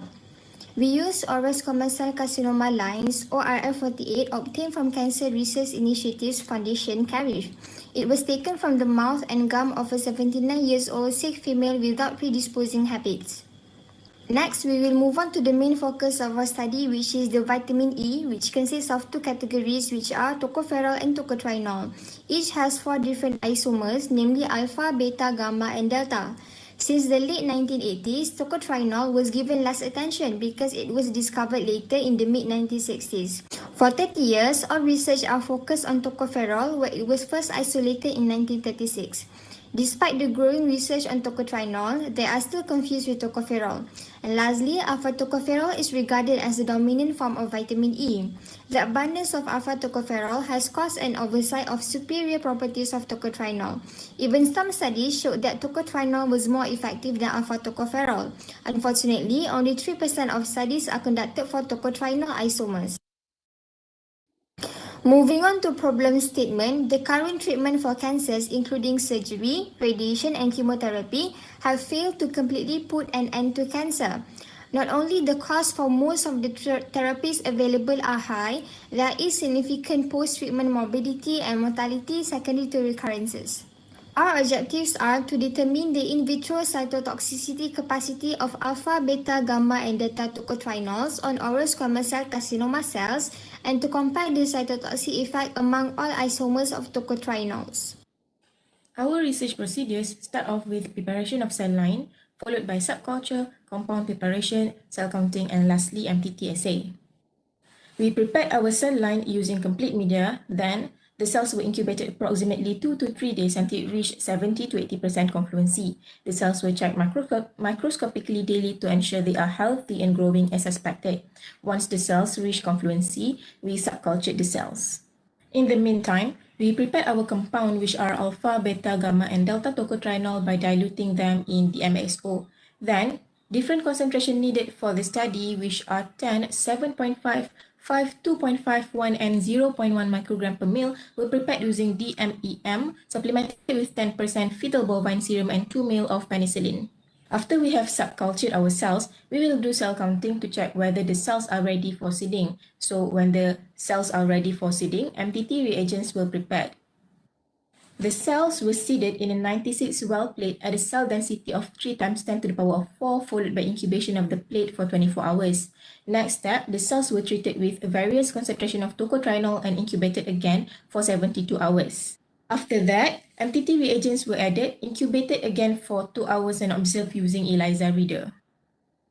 Statistical analysis using SPSS version 26 was performed using one-way analysis of variance ANOVA method, followed by two key post-hoc comparison tests to evaluate the differences in inhibitory concentration IC50 of tocotrienol isomers, with P less than 0.05 considered as significance for the study. Post-hoc multiple comparisons showed significant difference between alpha delta and gamma delta with p-value of 0.001 and 0.000 respectively as in the table. This is a 96 well plate containing cells treated with different concentration of gamma tocotrienol. As shown here, each well has different color intensity of purple, which is due to the reduction of MTT reagent into an insoluble and dark purple colored formazan after 72 hours of incubation, which is later observed with ELISA reader to measure the optical density OD value. For your information, high intensity of purple color meaning that there were presence of viable cells, as only viable cells are able to take up the dye of MTT reagent and produce the purple color formazan, while non-viable cell couldn't and will exhibit lower intensity purple color. As you can see, the purple color reduced from 0 to 10 microgram per ml. This is supported by the OD value shown in this table, where the OD value of gamma decreased from 0.1 to 10 microgram per ml, except for 2.5 microgram per ml, which is slightly increased. As a result from above figure and obtained OD value, it shows that cells treated with higher concentration of gamma tocotrienol exhibited the least intensity of purple color formazan with low OD value, as observed at concentration 5, 7.5 and 10 microgram per ml, indicating the absence of viable cells, while lower concentration of gamma tocotrienol exhibit more viable cells. In relation to that, graph established that the percentage of inhibition of alpha tocotrienol showed a linear pattern from concentration 0.1 to 2.5 microgram per ml. Then it increases at 5 before slightly decreases until 10 microgram per ml. Percentage of inhibition for beta tocotrienol also exhibit a linear pattern from the least concentration of 0.1 up to the highest of 10 microgram per ml. For gamma tocotrienol, more than half of the percentage of inhibition with 54.68 and 59.32% were demonstrated in 5 and 7.5 microgram per ml respectively. The graph also showed an increasing pattern with a sudden drop at 2.5 microgram per ml.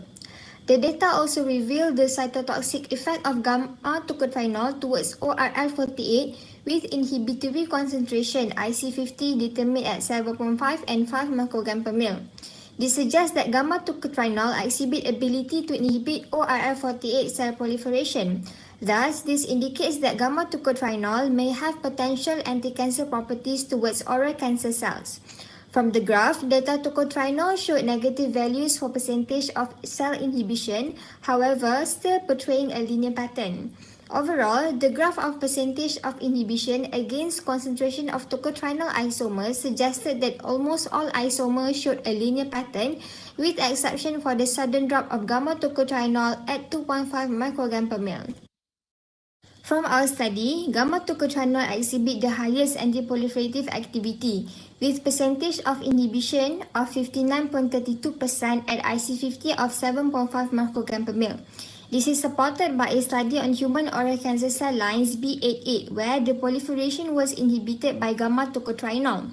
The antiproliferative activity towards 3 different cancer cell lines mediated by tocotrienols only, with high gamma-tocotrienol percentage in tocotrienol-rich fraction TRF, and also antiproliferative activity of gamma-tocotrienol towards mammary cancer cells and human colon carcinoma, gastric and pancreatic cancer cells, and cervical cancer cells.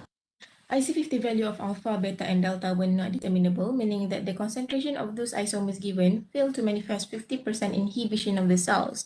For alpha-tocotrienol, a study reported that it turns out that this particular isomer is potent in neuroprotection rather than anti-cancer.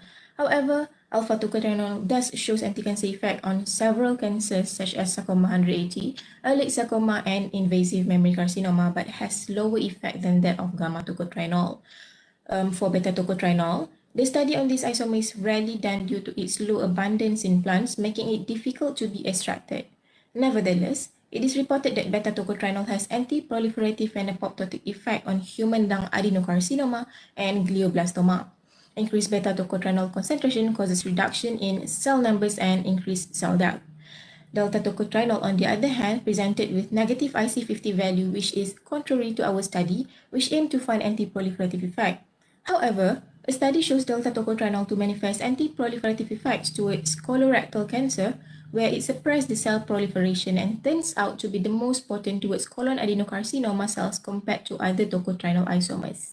Next issue that we'd like to discuss is regarding cisplatin, which is the present drug available to treat head and neck squamous cell carcinoma. Cisplatin is a well-known and highly effective anti-neoplastic drug, but the downside is cisplatin also has a few side effects such as ototoxicity, gastrotoxicity, myelosuppression, allergic reaction, and nephrotoxicity. Plus, it was found that cisplatin also causes toxicity towards normal human oral keratinocyte. Pertaining to this problem, a study was done on tocopherol, vitamin E compound, specifically alpha-tocopherol. In this study, alpha-tocopherol was proven to increase the effectiveness of cisplatin as an anti-tumor agent. It aids in tumor growth inhibition activity of cisplatin by increasing the influx of cisplatin into the tumor cell membrane.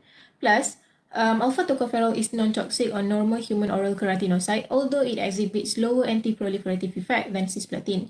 Thus, referring to this study, it is suggested that further study comparing gamma-tocotrienol with cisplatin should be done to observe the ability of gamma-tocotrienol as a potential adjunct to cisplatin. In conclusion, our study suggested that gamma-tocotrienol exhibit the most potent anti-proliferative characteristic towards ORL48. However, the possibility of non-specific cytotoxicity or specific anti-neoplastic activity of this isomer should be evaluated. Further study of anti-proliferative effect of tocotrienol isomers towards both ORL48 and normal cells should be conducted. These are our references. Thank you.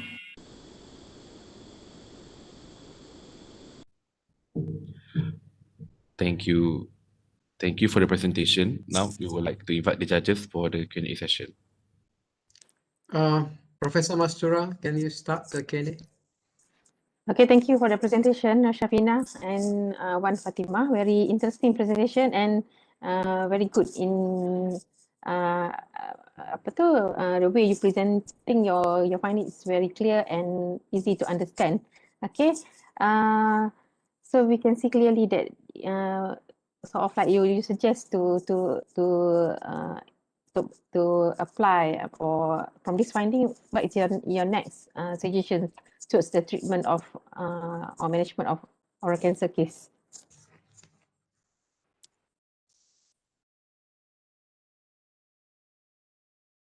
Assalamualaikum.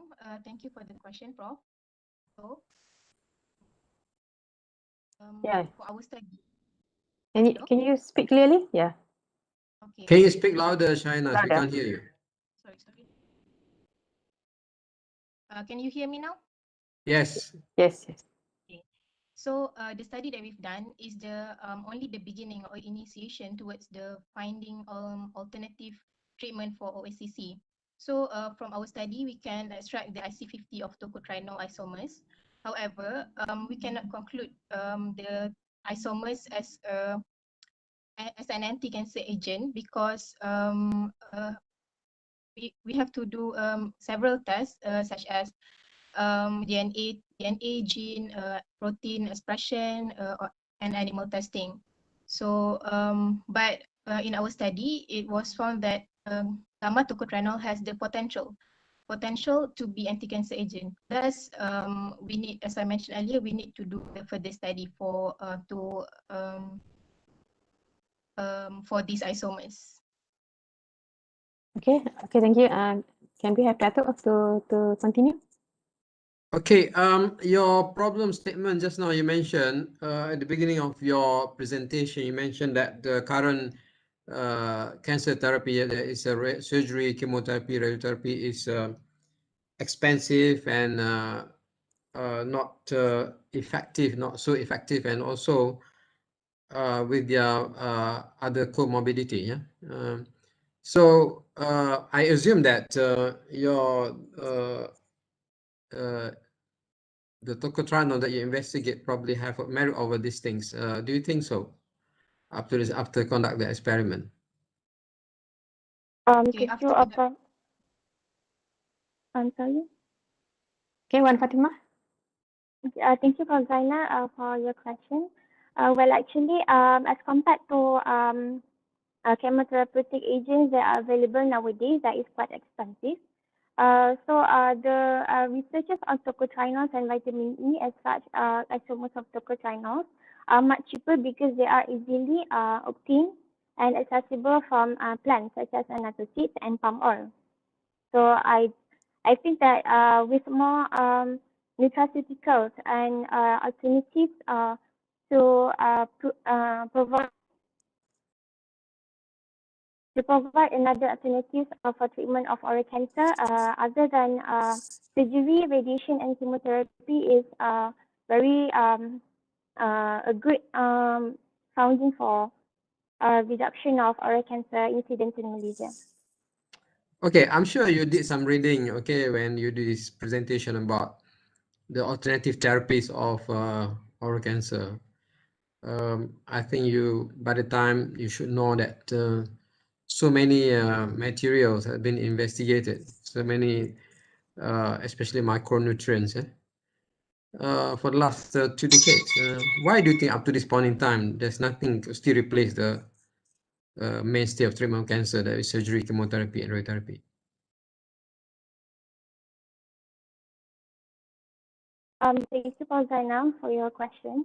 Well, actually, as explained by Shafinas earlier, most vitamin E, including tocopherol and tocotrienol, are still in research, especially tocotrienol isomers.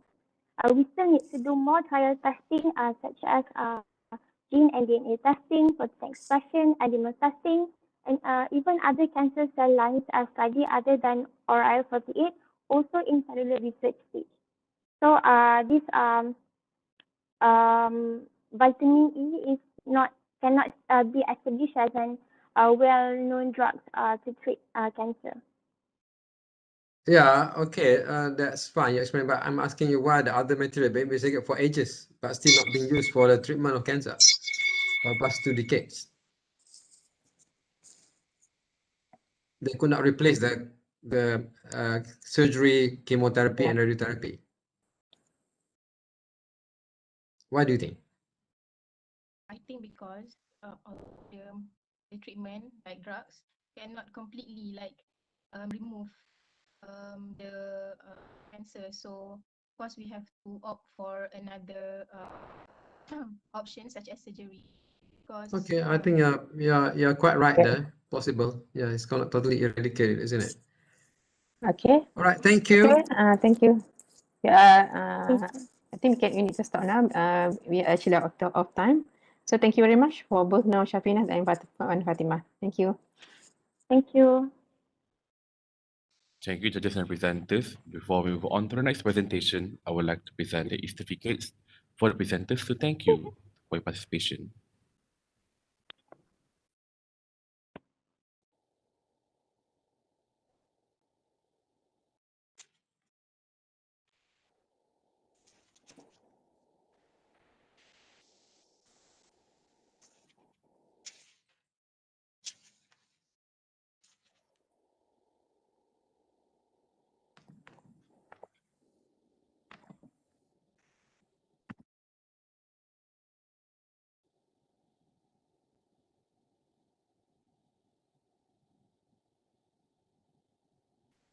Moving on to our next presentation, please welcome James Shamran and Nat Jihan from the University of Sastra to present their topic, infection risk and the corresponding needs to implement preventive measures in dental offices in Cambodia.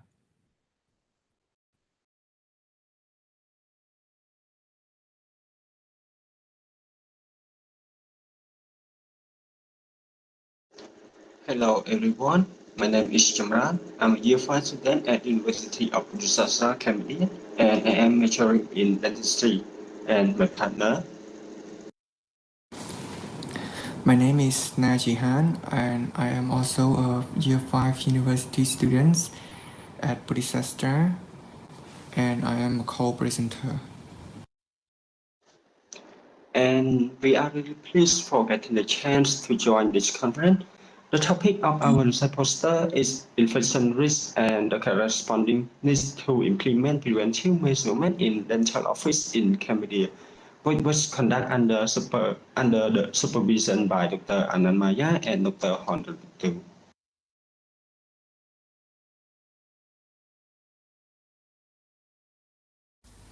Our country is famous by its unique culture such as Angkor Wat Temple, the beautiful beach, and nice mountain view.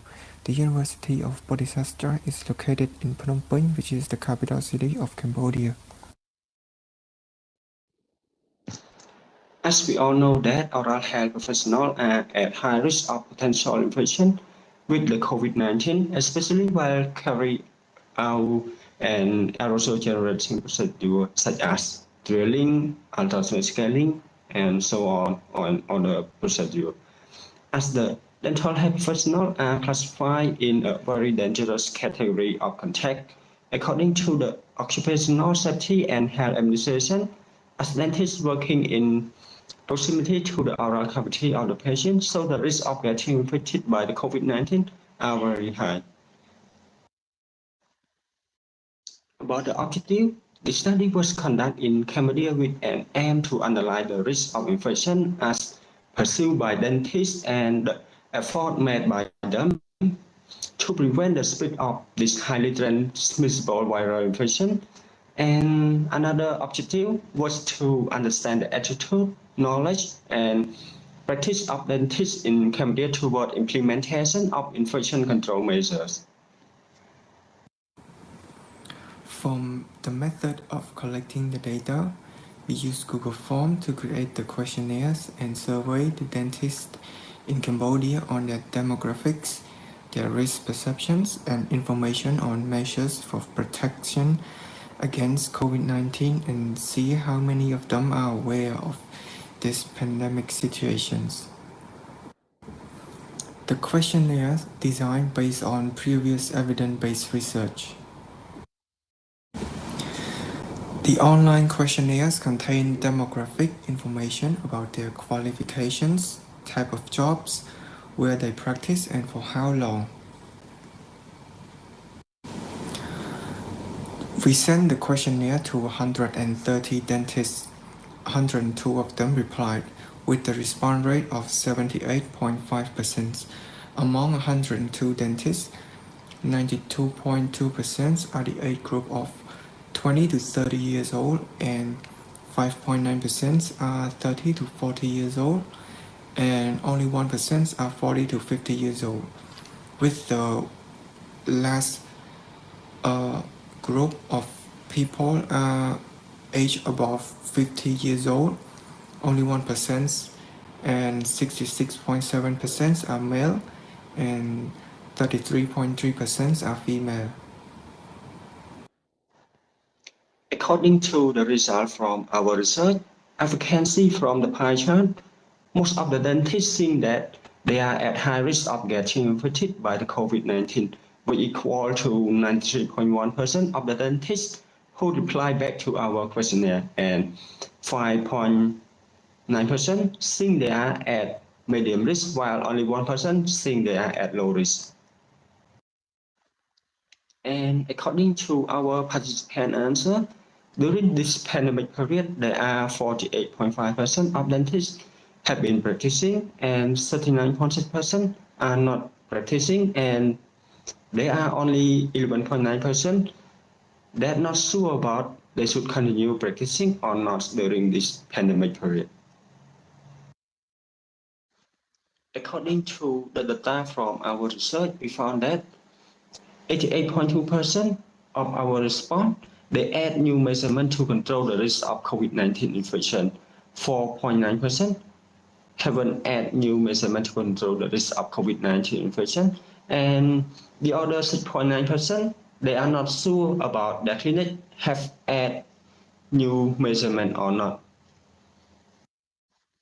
During this pandemic period, there are 38.3% of our participants have added new instrument to the clinic, and 21.8% of them have not added any new instrument, while the other 9.9% they are not sure about they have added new instrument or not to their clinic.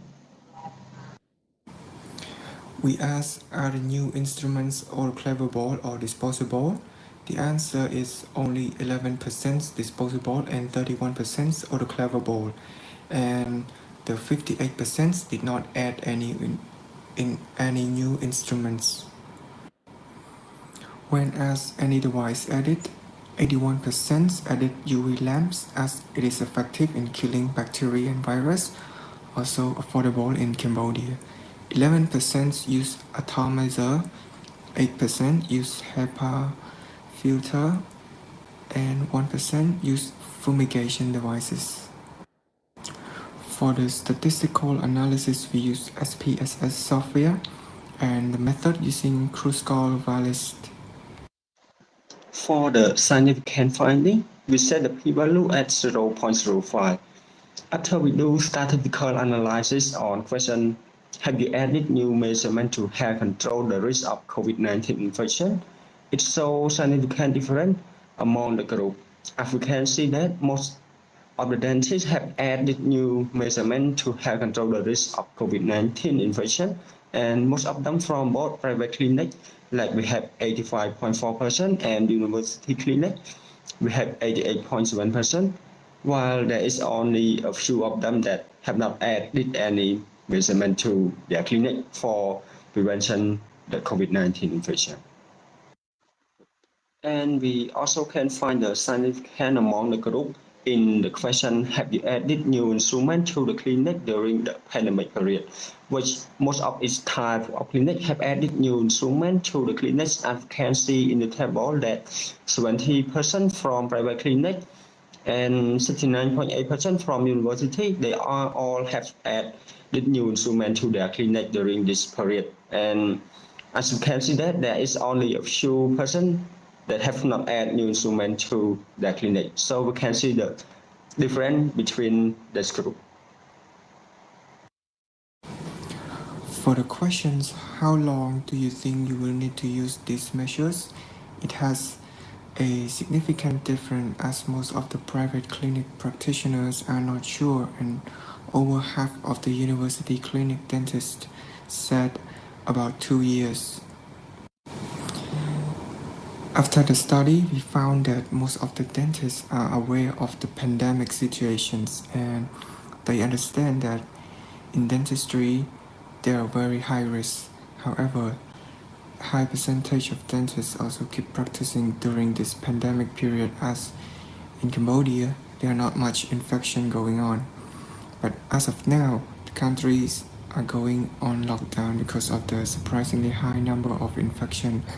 However, this study is done before the lockdown happened.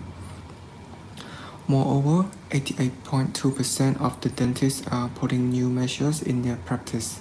68.3% add new instruments and up to 90% use UV lamp for sterilization of treatment areas as it is affordable and effective in killing the virus.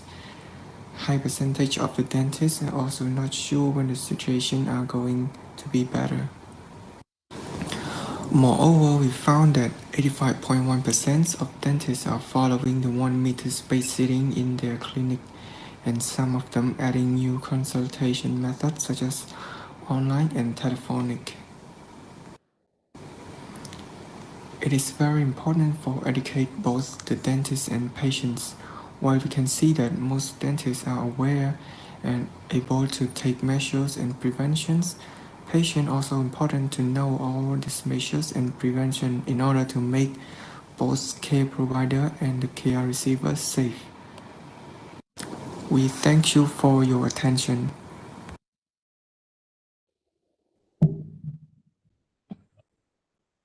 Thank you.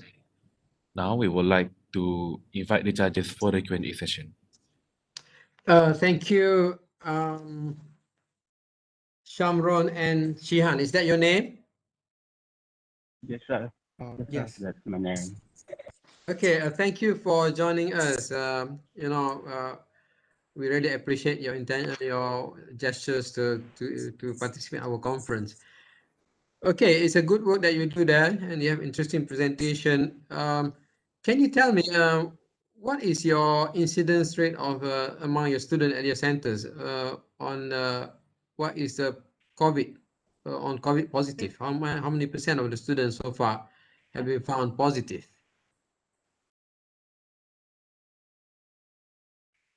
I think we have no incident and so today. It's zero, isn't it? Yes. That is very good.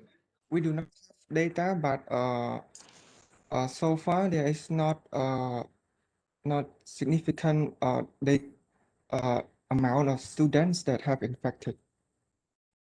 So there's no number of students. Zero, is it the number? They're probably close to zero or not much of it. Maybe I see. it's 1 or 2, but we don't know. But up to know that there is no.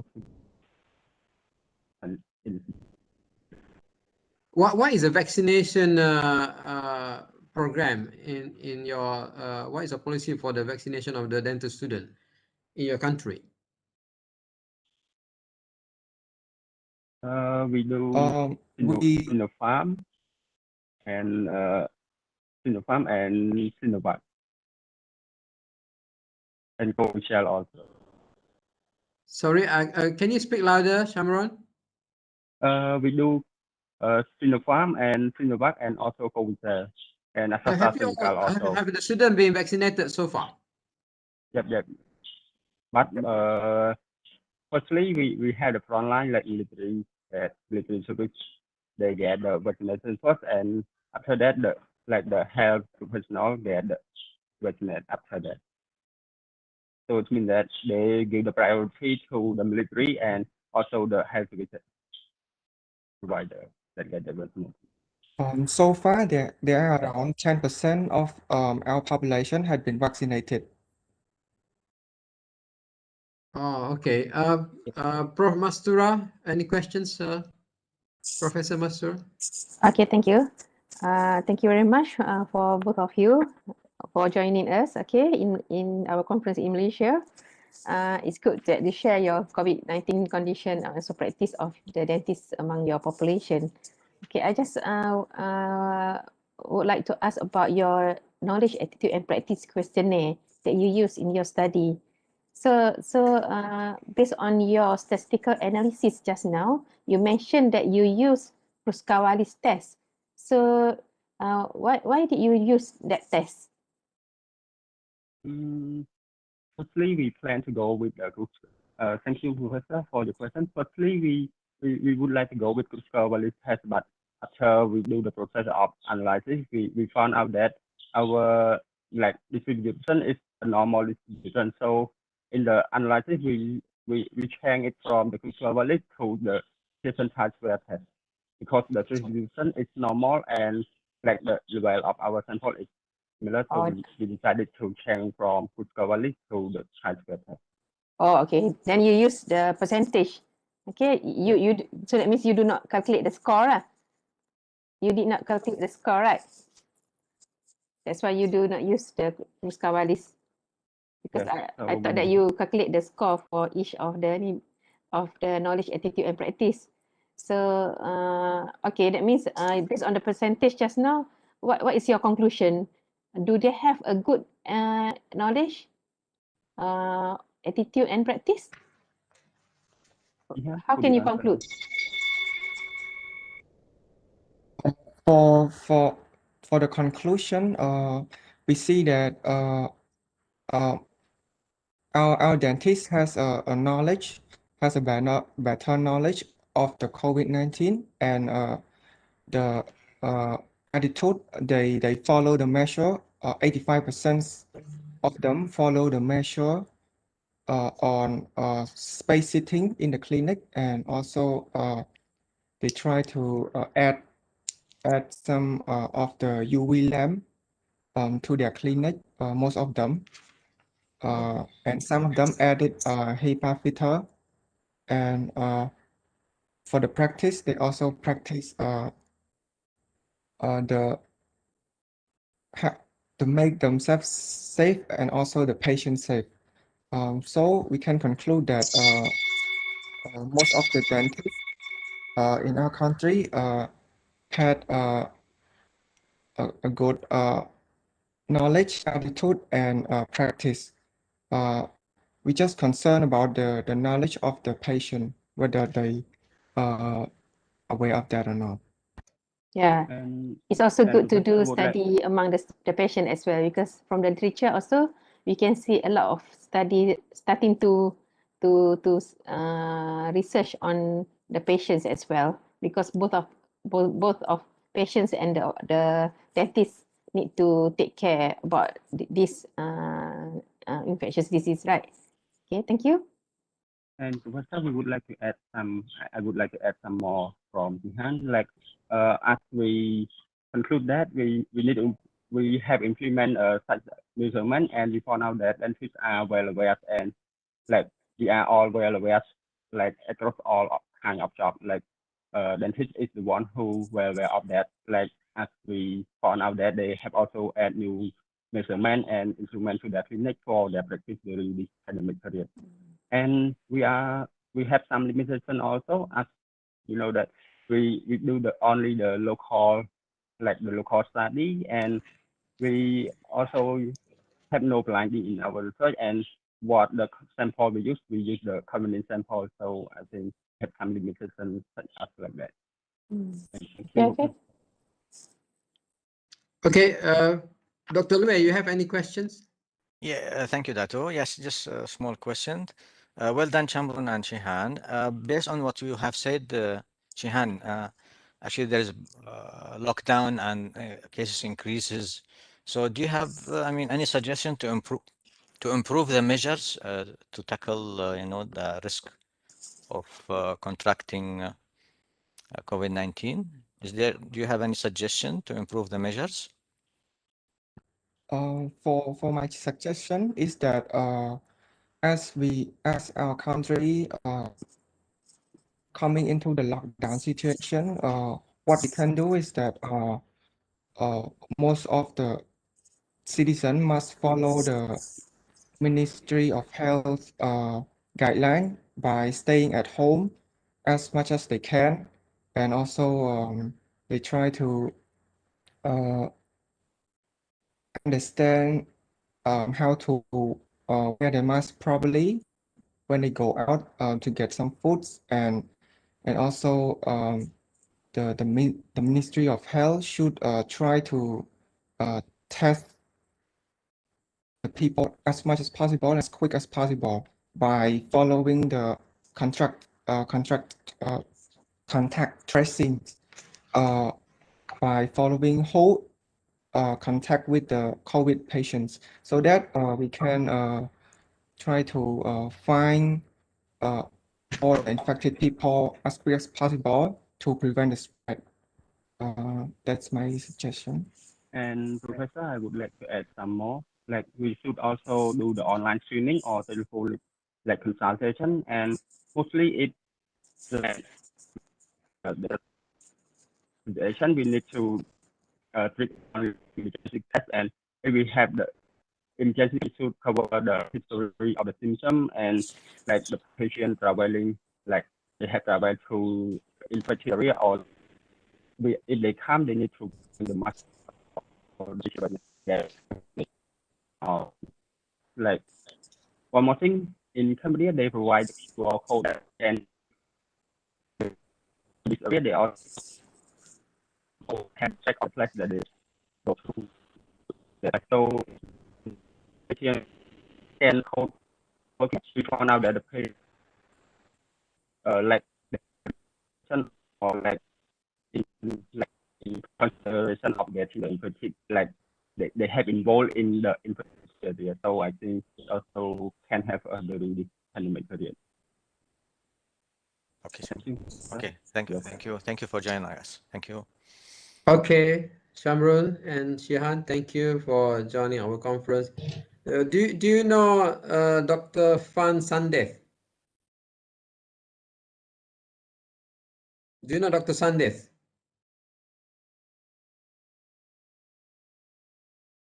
Shamron? It's okay. Thank you. Cannot hear. Thank you, judges and presenters. Before we move on to our last presentation for this afternoon session, I would like to present the e-certificate for the presenters to thank you for your participation in the symposium.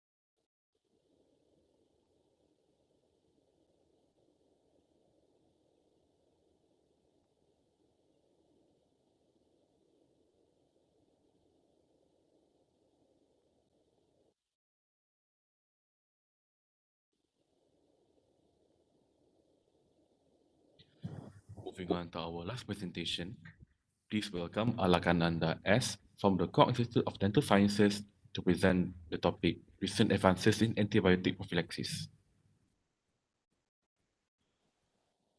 Advances in antibiotic prophylaxis. In this paper, it includes introduction, definition, principles of antibiotic prophylaxis, guidelines for prophylaxis, dental procedures, infective endocarditis regimen, antibiotics, and conclusion.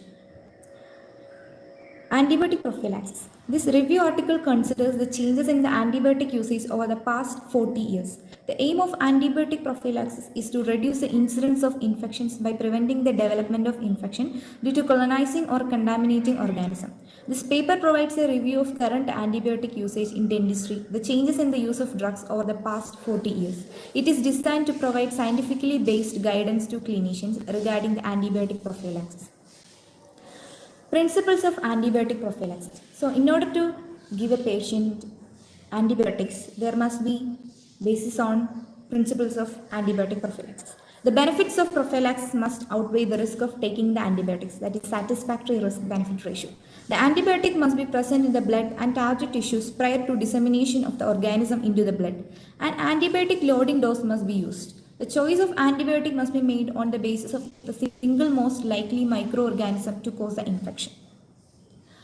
So, To give a patient antibiotics, we must know the guidelines. So 2007 AHA made some guidelines. It says that the highest risk of adverse outcomes is that previous IE, prosthetic valve, CHD, then cardiac transplant with valvopathy. And 2015 ESE guidelines, they says that previous IE is also same, and antibiotic prophylaxis considering the procedures involving the gingiva and manipulation of the oral mucosa, we can give antibiotics. And then 2016 NICE guideline, it says that antibiotic prophylaxis must be not routinely recommended. We must reduce the use of antibiotics. Preoperative antibiotic prophylaxis is defined as administration of antibiotics prior to the performing surgery to help decrease the risk of post-operative infection. The routine administration of prophylactic antibiotics is standard in cases in which a patient will have artificial implant like cardiac pacemaker as a part of procedure in bone grafting procedures. Standard antibiotic regimens are routinely prescribed and taken before dental procedures to avoid systemic complications secondary to transient bacteremia caused by manipulation of oral tissues. The timing of antibiotic administration may vary, but the goal of administrative preoperative systemic prophylactic antibiotics is to have the concentration in the tissues at highest at the start and during the surgery.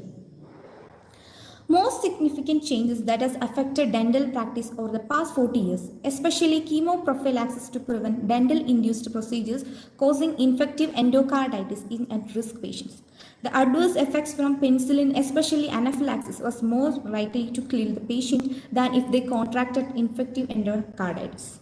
So Robert demonstrated that every dental event such as toothbrushing and even chewing can produce bacteria of similar magnitude that can be generated from a single tooth extraction. So AHA on 1997 made an endocarditis prophylaxis.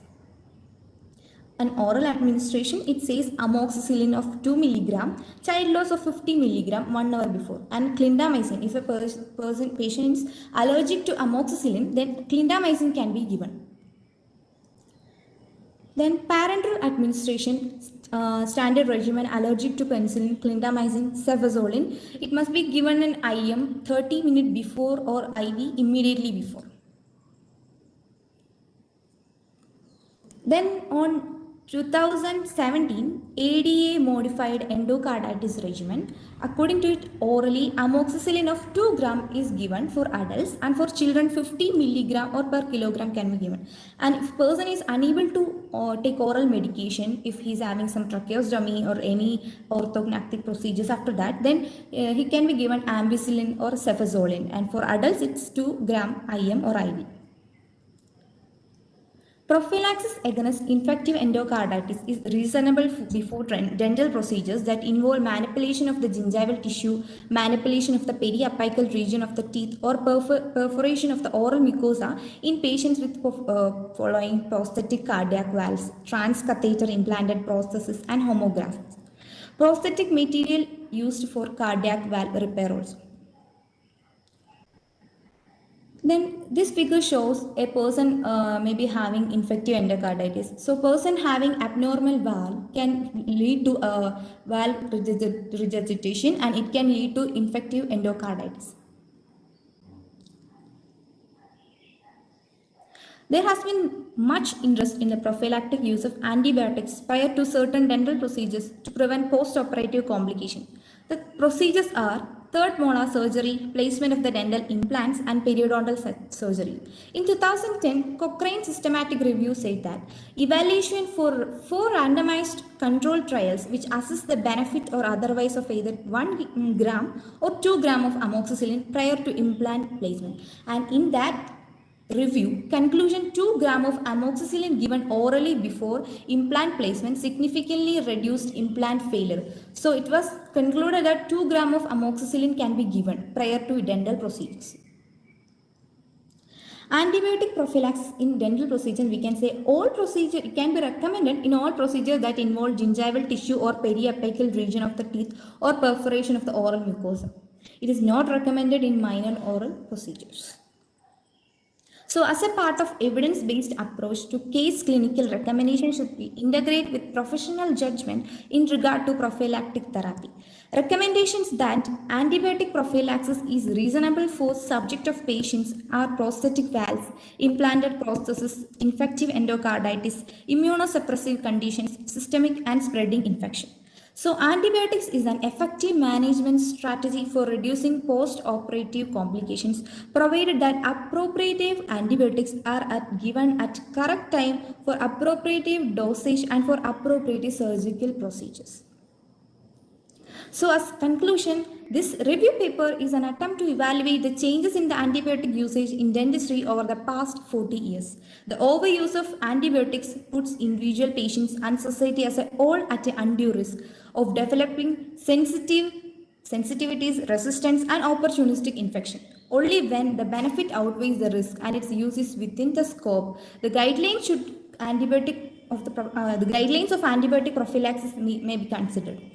So, providers should educate their patients so that evidence-based choices of antibiotic prophylaxis can be made. So, these are my references. Thank you.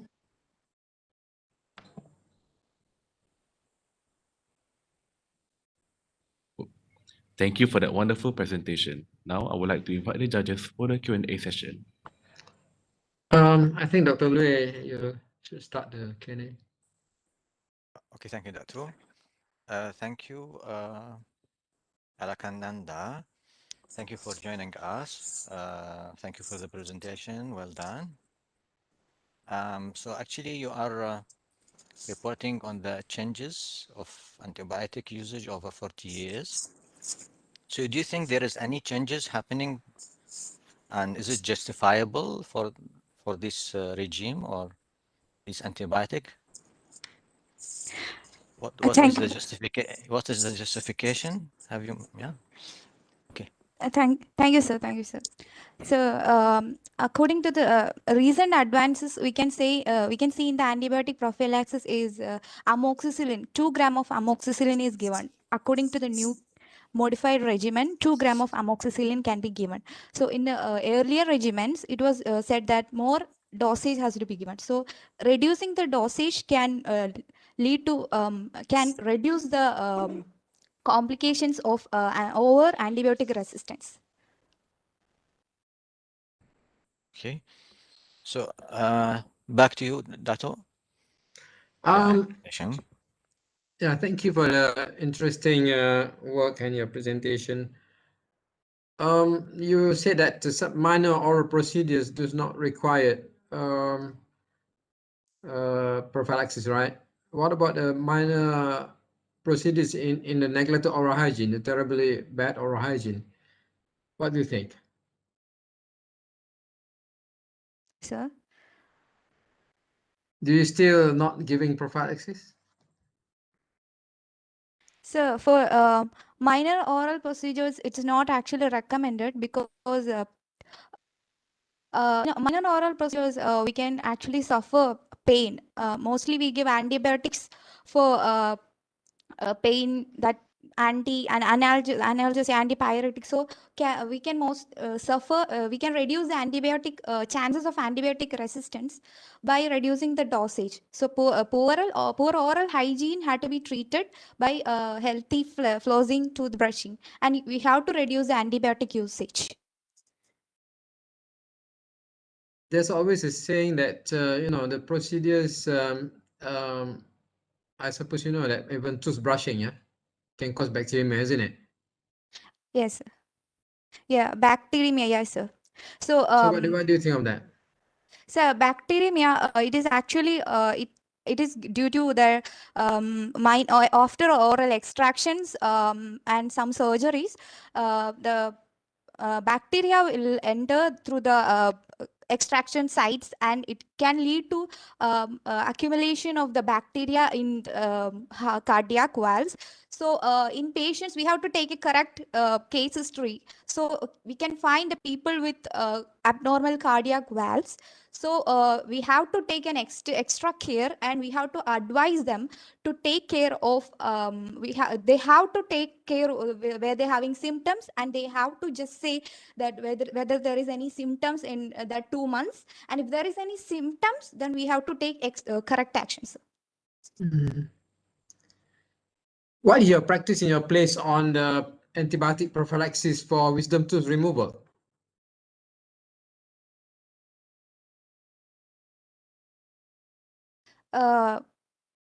In third molar removals, in mostly people may be having chances of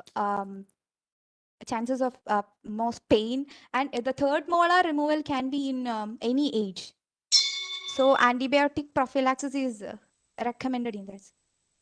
Your center's practice recommended, isn't it? What is your justification? So in third molar surgeries, it can be in any age. So people who's not able to suffer pain, they can take antibiotics, and we can also reduce the chances of bacterials. I think pain is not the issue. Pains occur with or without infection. But some people believe that wisdom tooth removal is the same as extraction. So why you have to give antibiotics? What do you think about that?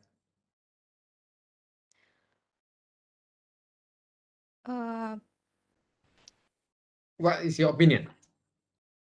Sir? What is your opinion on that? Because some people say that why you should give a prophylaxis on the wisdom tooth removal. Because it's just more or less like extraction of tooth.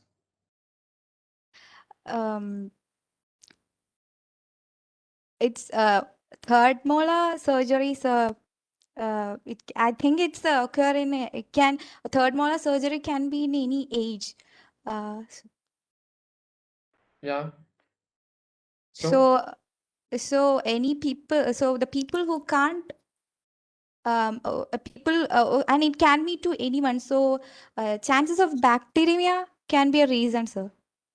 No, I'm not talking about risk of endocarditis now. It's about prophylactic antibiotic for wisdom tooth removal, for prevention of infection in wisdom tooth removal. Not risk of endocarditis.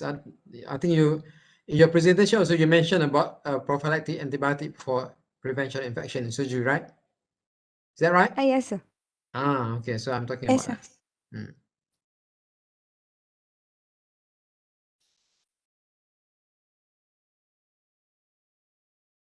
Okay, you should give or you should not give. What is your opinion for wisdom tooth removal on? So I think wisdom tooth removal after antibiotic prophylaxis is not necessary. I suppose so. In healthy subject, it's not necessary, isn't it? Because just like Yes, sir. infection. Yes, sir. Okay, thank you very much for joining us from very far away. It's we really appreciate your kind gesture. Thank you, sir. I Thank you, think, sir. yeah, and have a nice day to you. Thank you, sir. Thank you. And take Same to care. you, sir. Because, yeah, take care of Yes, yourself. sir. And Yes, sir. Thank you, sir. Thank you so much. all right, back to our MC. Thank you, judges and presenters. Before we end today's session, I would like to present the certificate for the presenters for your participation in the symposium. Thank you. So this concludes the oral presentation for today. Thank you all for attending, and we hope you have learned and enjoyed the presentation. See you tomorrow's session of oral presentation, which will start at 9 a.m.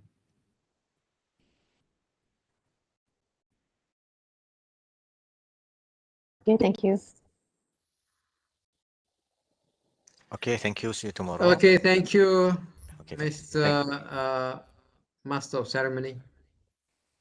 See you tomorrow. Thank you.